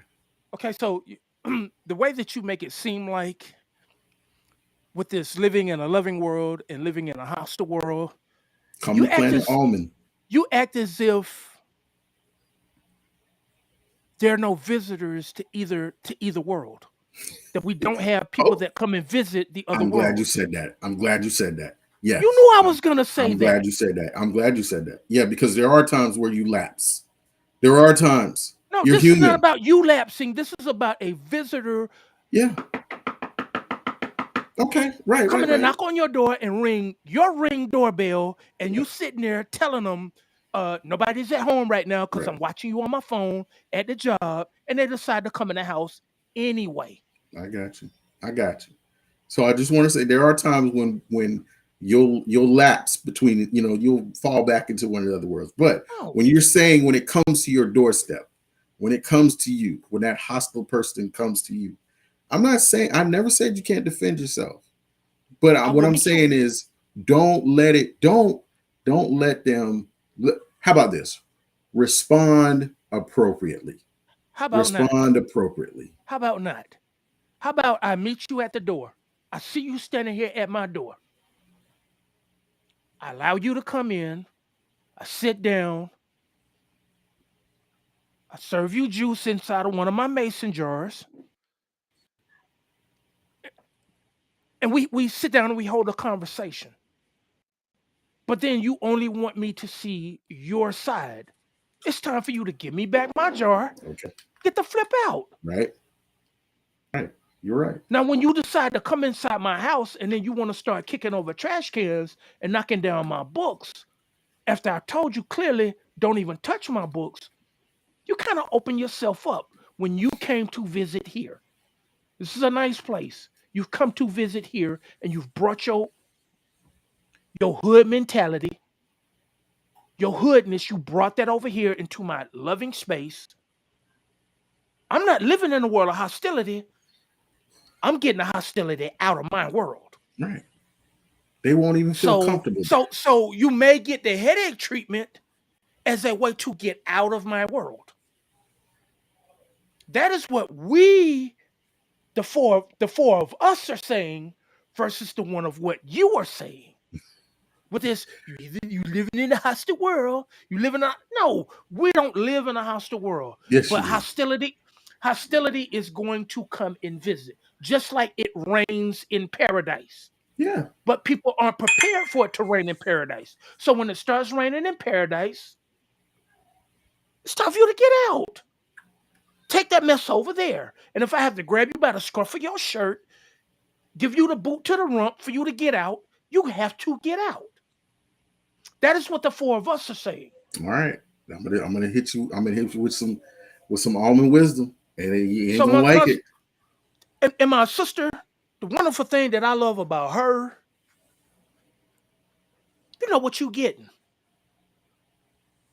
You're gonna get that look. You're gonna get that slow speech, but you never pay attention to when that speech turns into her native language of patois. And when she starts speaking patois, don't say nothing. Just leave. Give up. Quit. Because when that Jamaican side of her comes out, you're going to be read. The book is going to be closed. We're going to reach on the shelf and we're going to grab another book. We're going to read that one to you, put that one back up, and we're going to read another one until you leave. But she's already given you enough warnings. Please, you don't want what I have in store for you. I love you enough in my world of loving to ask you to vacate the premises quickly. Take whatever you want, take whatever you need, leave. Please. Now, I'm not going nowhere. I'm staying.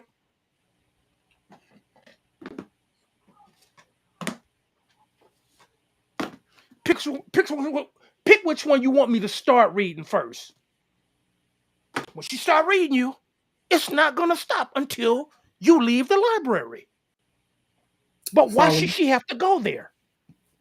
I That's follow the you. point that we're making. If we live in a world of loving, that you have, where you have kicked us out of this world of loving, and you have forced us to live in a world of hostility, why should I have to deal with that? Especially when enough has been enough 20 minutes ago. Because you feel like if you deal with it if you don't deal with it in that way that you're comfortable in, and you've already said it, they're going to think you're weak. Okay, your their perception of you is going to cause you to respond to them in a eviscerate them or in a hostile way, whatever, because you don't want them to know, or you don't want them to think when they leave there that you're weak. Shay, You don't want their perception of you to be that you're a weak person. That's what you said. Dawn, That's what you said, right? Shay, Dawn, I'm just saying that's Jen, what you said. is it perception? Is that Yes. perception? Is it perception that that we are weak, or is it their treatment of us that they perceive us as being weak? Flip out of here, Shay. Shay's comment says the reality is we all live in a world of hostility. And I want to tell her, a year ago, I sat in a counseling session and I said that. I said that. I said the same thing. Absolutely, this world is hostile. Absolutely. So, which is why I understand the things that you're saying, and hey, I gotta respond to this, and I gotta do that. But over time, just over time, reading some things, thinking about things, this is the only thing that I focus on. Understood here. No matter what happens externally, I can choose how I want to respond to it. I can choose how I want to perceive Yes. my reality. You know what I'm saying? Yes. That is Okay, what we so have all hold on, said. hold on, hold on. That is what we So have all that's agreed upon. no, that we have not agreed on that. We have No, not you agreed on have that. not agreed. We have agreed upon this. That this We is have not by our agreed on that. doing. This is by our doing. This is by our choice of whether we respond or whether we don't. We control how it is we choose to respond. Whether we respond to you directly, whether we respond to you in writing, or my personal favorite, the invisible friend that's there but isn't there. Yeah, but you're saying you and her both are saying they better leave before I eviscerate them. They better leave Exactly. before I spew them on Exactly. the barbecue. Before I this and that. So all that energy that you're getting ready to put into that tongue lashing that you're going to deliver to them has no benefit to you at all. She did say you're going to feel good about it. Yeah, maybe for about a minute or two. You know, maybe you probably more than likely you're going to say something that you're going to regret more than likely because Who you're going to be who so who you're going to be so emotional about it. You're going to be so emotional about it. Okay, and I think you may say something you regret. But what instead who? you could do, what instead you could stop that person from you can stop engaging with that person, okay, and take that energy that you were going to put into that tongue lashing, to that evisceration, and put it into something that is more positive in your own life. And then I develop an ulcer. I Not if develop you're I, putting it into something else. I develop stress disorder. I develop hypertension. Yeah, Hint because you can hint you hint hint because you hint continue hint. to engage with them. That's why you sit there and engage with them. You don't have to do that. You make it seem like this is an ongoing thing. Once you get red, once you catch the headache treatment, you're not coming back. And if you do come back, you're gonna come back to do something to me physically. Exactly, because And that is why that is why you that two are operating in a hostile world. that Absolutely, is you just that said is it. You, that you no are no no telling me no what I'm no telling you. no what it is that I have said is to you, young man, that you have totally sped past. I know me. I know how far I am going to take it. It does not need to go there because I'm going to take it so far. You're going to have to do something to me. Hence, why I would bring up your children, why I would question your fatherhood, why I would question your parents and the way that they raised you and how you are a complete and total embarrassment. You would have to do something to me. I know me. You talking to a man that has shot ball with a dude, turned around, kissed him on the neck and told him take it because your girl like it in the same spot. I'm effing you just like I'm effing your girl and ran back down court. That's what I do. And that dude, I knew I broke that dude. I knew it. And if he had swung on me, I could not have swung back because I took it there. So there are some places, as I told you, I will not go. That's not being fake to me. That is for your benefit as well as mine. I don't need to be the catalyst to send another black man to jail. All right, I don't need to I do get that. you. I So get you. before it goes there, it's best you go ahead and go. Now, if you don't want to go, I'll go. But once you start walking up my heels and you start scuffing up my phone posits, or you start scuffing up my breast cancer KDs, I like we those. got a I like them. problem. I like We them. got a problem. All right, so Don't walk up my shoes. we had a couple Don't comments walk up come my in. shoes. I want to get to the real quickly. This is Dawn says, I'm going to understand exactly where you're coming from. However, some folks really do insist on poking a hibernating bear. I get it. That's what you've been saying. I know. None of your looks work. None of your warning shots. They think you're the only barking. You're only barking because you refuse to come out biting. I do understand that. No, you don't. After responding, listen. I'm gonna get through it, and I'm gonna say I understand what she's saying. After There you go. responding lovingly with no aggression multiple times, point of no return is at hand. Peace and love is always the goal, but not everyone subscribes to that. I agree. Let me again reiterate, because you live in a loving world does not mean you don't defend yourself. That's not what I'm saying. And then Shay says, so we are all operating in a hostile environment, or are you living in an environment of love that you have created? Okay. That's why I love this Okay. woman. Okay. That's why I love this flipping So woman. here's my answer to that. Here's what I've learned my answer to that. That external world, everything that's happening all around Almond, everything that's going on all around, I cannot control it. I can't control what Shimmy does or says to me. I can't control what none of my Time kids out. do or Time say to out. me. Time out. Time out. Right? What's the point of living on planet Almond then? Okay, I'm telling you. I'm getting ready to tell you how I got to Planet on You act like Shimmy don't show up. I'm getting ready to tell you how I landed my ship. You I'm acting like telling you, Shimmy just don't show up, and she don't have a ship. She just bam, I'm here. I got you. I'm gonna tell you how I landed my ship on Planet Almond. So everything that goes on external, I can't control. None of the responses, none of what they do. All I can do is control my response and my core belief that I live in a loving world. That I want you, Headache, Shay, Dawn, Jen, all of them, everybody that's watching. I want them to receive love from me, and I want them to return that. And I want them that when they're in my environment, I want them to feel they're in a loving environment. That's what I want. So let me just say, I cannot control what they return to me. All I can do is control how I respond to them. And when I am in a situation where I'm dealing with somebody who's hostile, they're living in a hostile world, and what's comfortable with them is returning whatever love I'm giving, returning that in some type of hostile manner, I have to disengage. And if I can't completely disengage, then you absolutely got to defend yourself. But guess what? Guess what you do?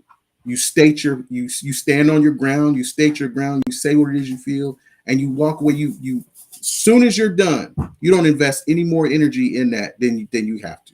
Because now you could take it and you could take it and put it into something else. You don't go into this. I'm getting ready to release the dam on you. I'm getting ready to eviscerate. No.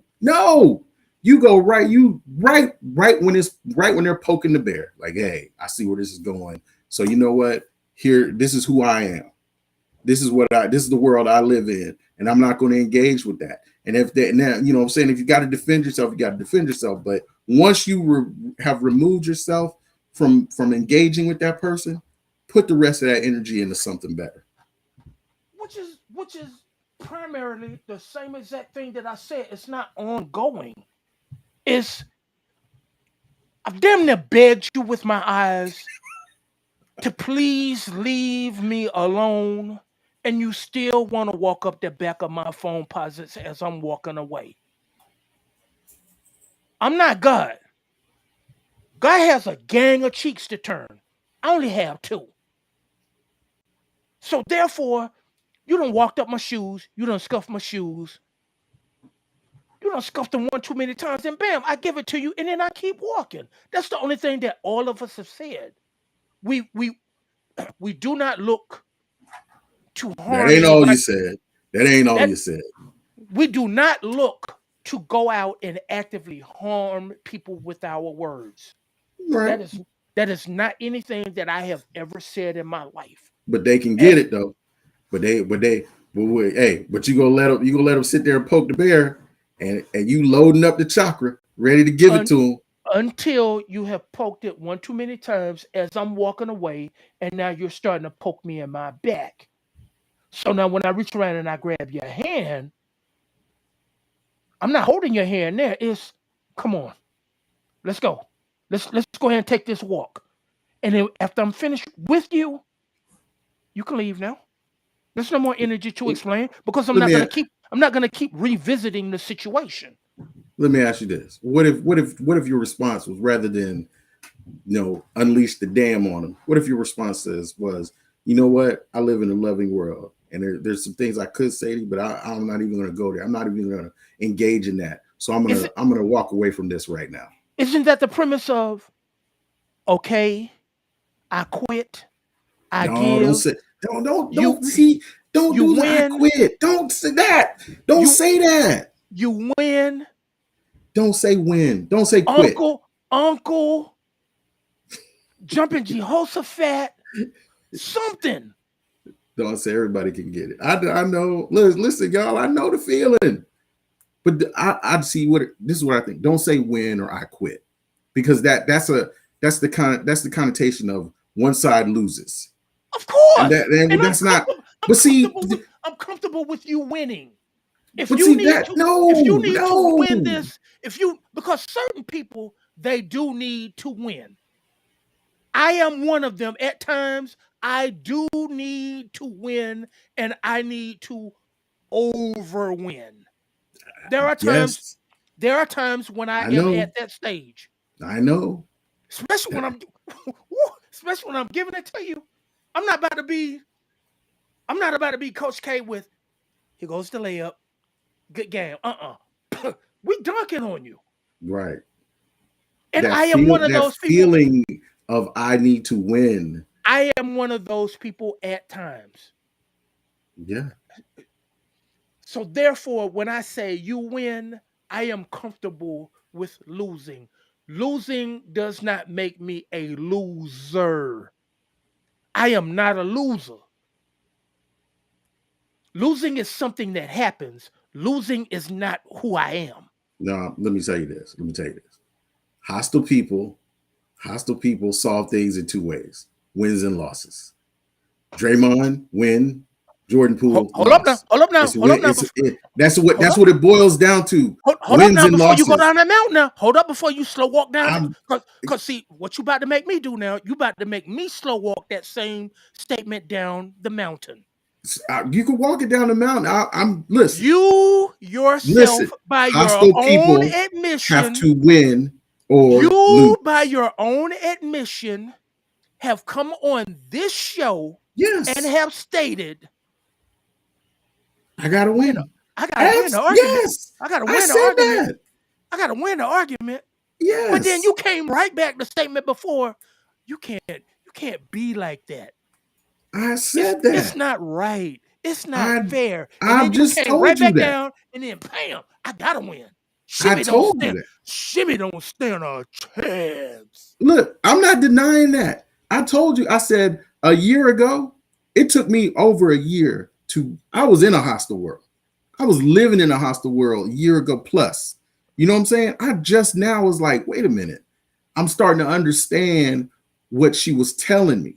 Okay. What I was learning in this session, and I started reading something. So yes, that's why I could say it with confidence. When you live in a hostile world, you measure things in wins and losses, and it means a lot to you. You pick the battles you're going to die on, and it means a lot to you. It No, means a lot. I picked the battles I'm going to destroy you That's with. right. That's right. There are certain things. There are certain things that they mean that much to you. You're going to destroy somebody over because you live in a hostile world. It's out of That's it. principle. It's out of principle. It has nothing to do with hostility. I It has said that everything to too. do with principle. It has I everything to do said with that too. principle. Before I landed on planet Almond, I was saying the same Man, thing. Negro, please, man. You trying to one two somebody, trying to I'm do that telling double you, talk. man. When you measure, I'm telling you, you measure stuff in Let wins and losses. You let Shimmy do. come over. Let Shimmy come over here and knock over my microphone, man. Please, You measure stuff man. in wins Please, and losses, man. Shimmy. Why did you knock over my microphone? You know No, I that wouldn't isn't. say that. You know that isn't nice, I Shimmy. wouldn't You say. know I love you enough not to give you the business, Shimmy. Mm-mm. Negro, please. Let I Shimmy come wouldn't over even there. say that. Let I Shimmy could come say over there it's and wrong. take over the studio. I could Let say it's wrong. I could let say that's Shimmy wrong. let Shimmy walk in there and start kicking over the studio. Right. I could say, hey, what's going on? You know, and I could call it out, say it's wrong. I could say it's wrong.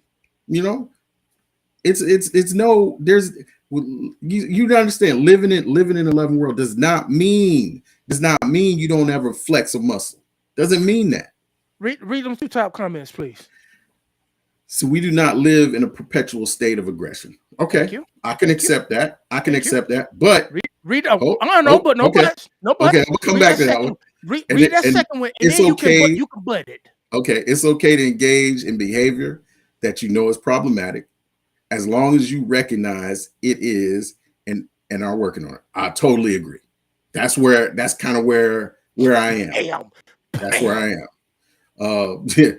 Tauruses don't knock over stuff. We slow boil them and unleash the dragon. You're absolutely right, because I live with one. I know.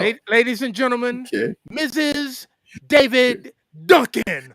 But I want to just hone in on Shay's comment there. We do not live in a perpetual state of aggression.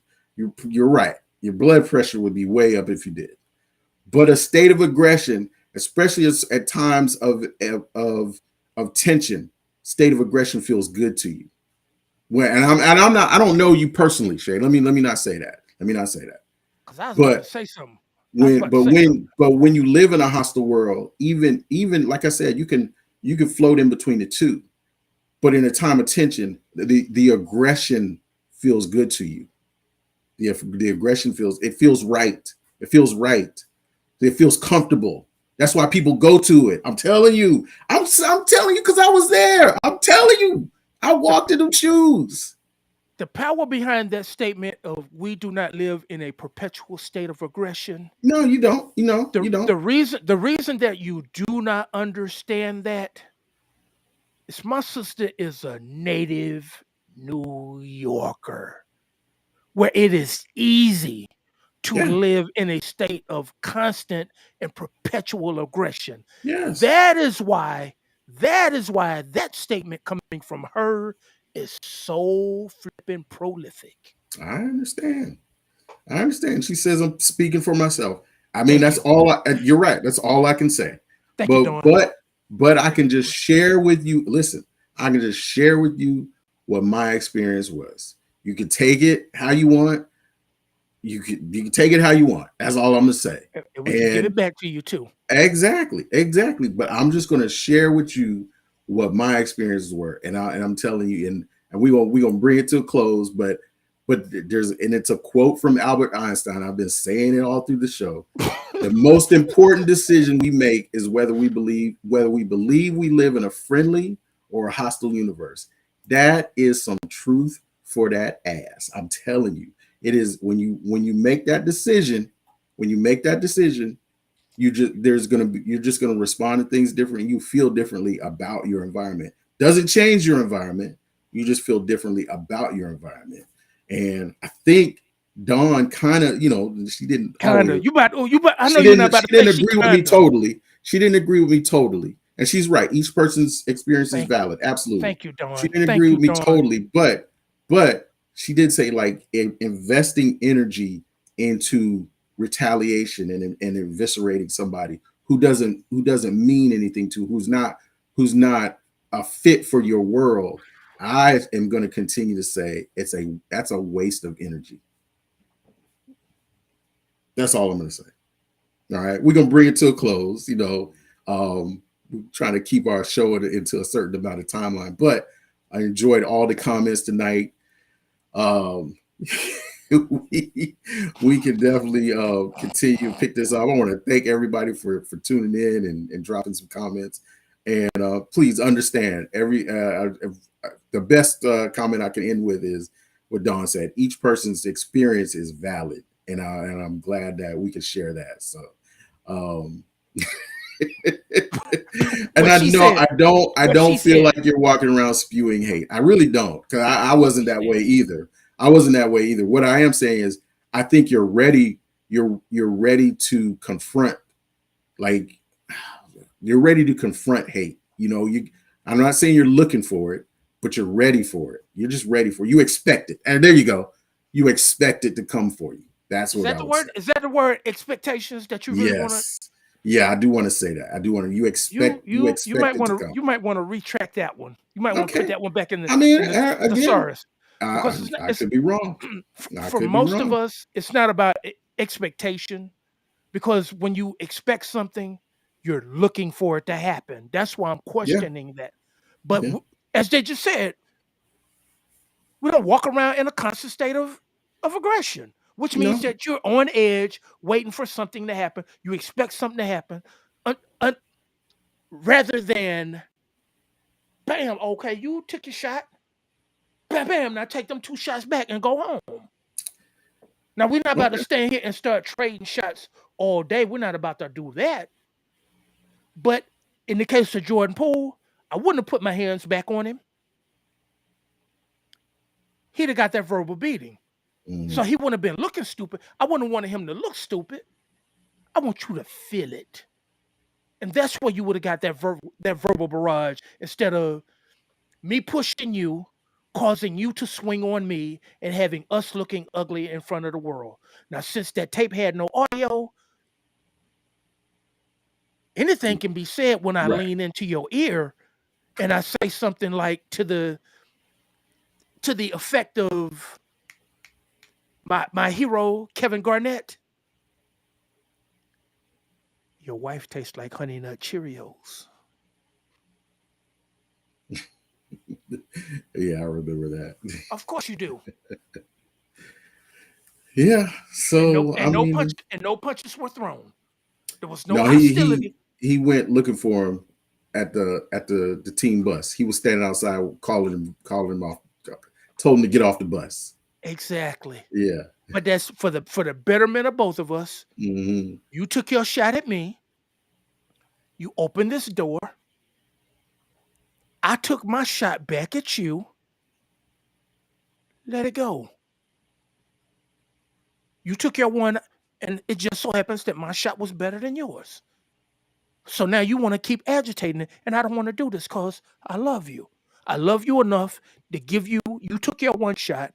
I gave you my one shot back. Pat you on the butt. Let's go. Because once we go there, one of us is not coming back, and I don't want to do that to you. I want us to be able to still be cool. We don't even have to be cool. Well, we can be cordial enough to just go ahead and, what's up, bro? And keep it moving. I don't have to have you Hmm. over to the house drinking out my mason jars, get my mason jars dirty. I don't need you for that. So you either live in a world of love, You do. or like the most of you people, you live in a world of I hostility. didn't say most. But here's what I'll say, and then we can close it out. I can't. I can't make the diagnosis for you. Your what you believe your world is will come out in the words and your and really in your actions, in your words and in your actions. So you're gonna say things that I'm gonna go, oh, okay. I see what kind of world they live in. You're gonna Exactly. say you'll say things and I'll hear it. And you won't even have to be really engaged in eviscerating somebody or retaliating. I just hear how you deal, how somebody might be dealing with something at work or at home or in a relationship. And I'm like, okay, uh, yeah, Okay. they may not live there all the time, but I'm like, okay, right now they're operating in a hostile world. Exactly. Exactly. I'm Yeah, visiting. I yeah. don't live here. According to you, you live there. It gets easier. It gets No. easier and easier. The more You you you engage in it, the easier it gets. And once it feels comfortable to you, and that's your go-to, that's who you are. That's who you are. Well, look, we gotta go. We gotta go, man. All right. So this was fun. This was fun. I want to who knows what'll happen in the news this week, but we're gonna jump back on some more things like this for next week. Self improvement. It was always what we talk about. So I appreciate my brother doing this. Uh, you appear to have some enlightenment, but don't sit too high. I look. I've already heard it. I've already heard it. I've Bro- already heard when you say things like this, people start looking at you. Oh, okay, yeah, yeah. Listen, Brooklyn's in the house. I have I have said all night long. I have walked in both shoes. I have walked in both shoes. But hey, and again, I'm not even gonna say what that comment indicates to me because I'll be sitting too high. I'm sure, but you know what I'm saying. But listen, I've heard it Where all before. Brooklyn at? Where I've heard it Brooklyn all at? before. I've heard it all before. It comes out in the words you use and your actions. But so we'll do this again next week. This was fun. I like it. Shay, I hope you join next week. So this will be fun. Yeah, absolutely. So yeah, join next week. You'll hear more of this from Almond Brown. I'm gonna be continuing to read some of those books that we've highlighted here on the show. Try to finish them out. The one that I keep talking about is Shay. I'll definitely tune in next week. I'm going to share it with you. Code of the Extraordinary Mind. I'm going to share some of that with you. And then just watching some shows, man, catching up on some TV. You know, Shimmy's been watching like retro stuff we like to watch. So been watching some old Starsky and Hutch episodes, man. and Where to go, Shimmy? Yeah. So things, little fun things like that. We're getting ready for Halloween. So that's what's up with us. Headache, I'm gonna turn it over to you to close it out. You kind of give us what you're up to this week, and then take us on home. This week's book, since we touched on the White Lives Matter situation, this book was a little pricey, but I was glad that I purchased it. It's called Without Sanctuary. It is a history of lynching, the photographs, the postcards, the history, the whole nine. Matter of fact, Bill Duke was the one that put me onto this book. And when I went searching for it, it was a bit pricey, but I am glad that I purchased it. And of course, it's in hardback as always, like all the books. But I thoroughly enjoyed that book, but it does do a history of lynching in America, which makes me want to go visit the museum in Alabama as well, too. The one where they have the dirt from the spots where people were hanged and lynched and whatnot. I want to go visit that center as well. Looking to get some reading done this week, finally. Breast Cancer Month.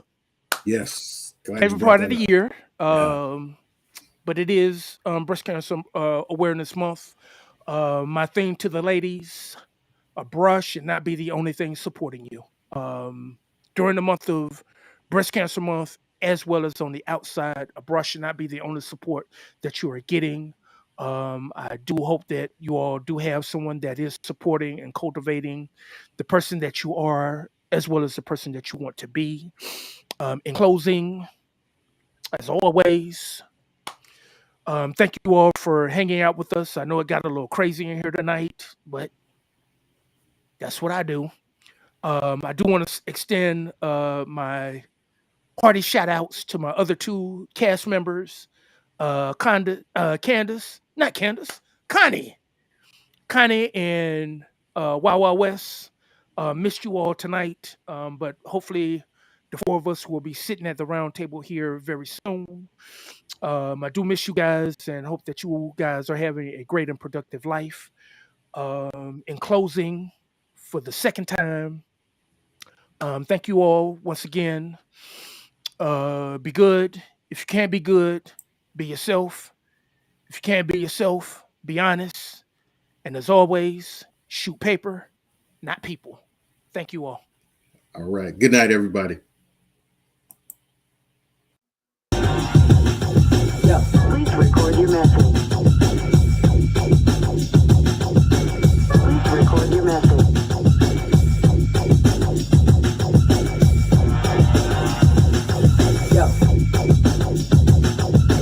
Please record your message.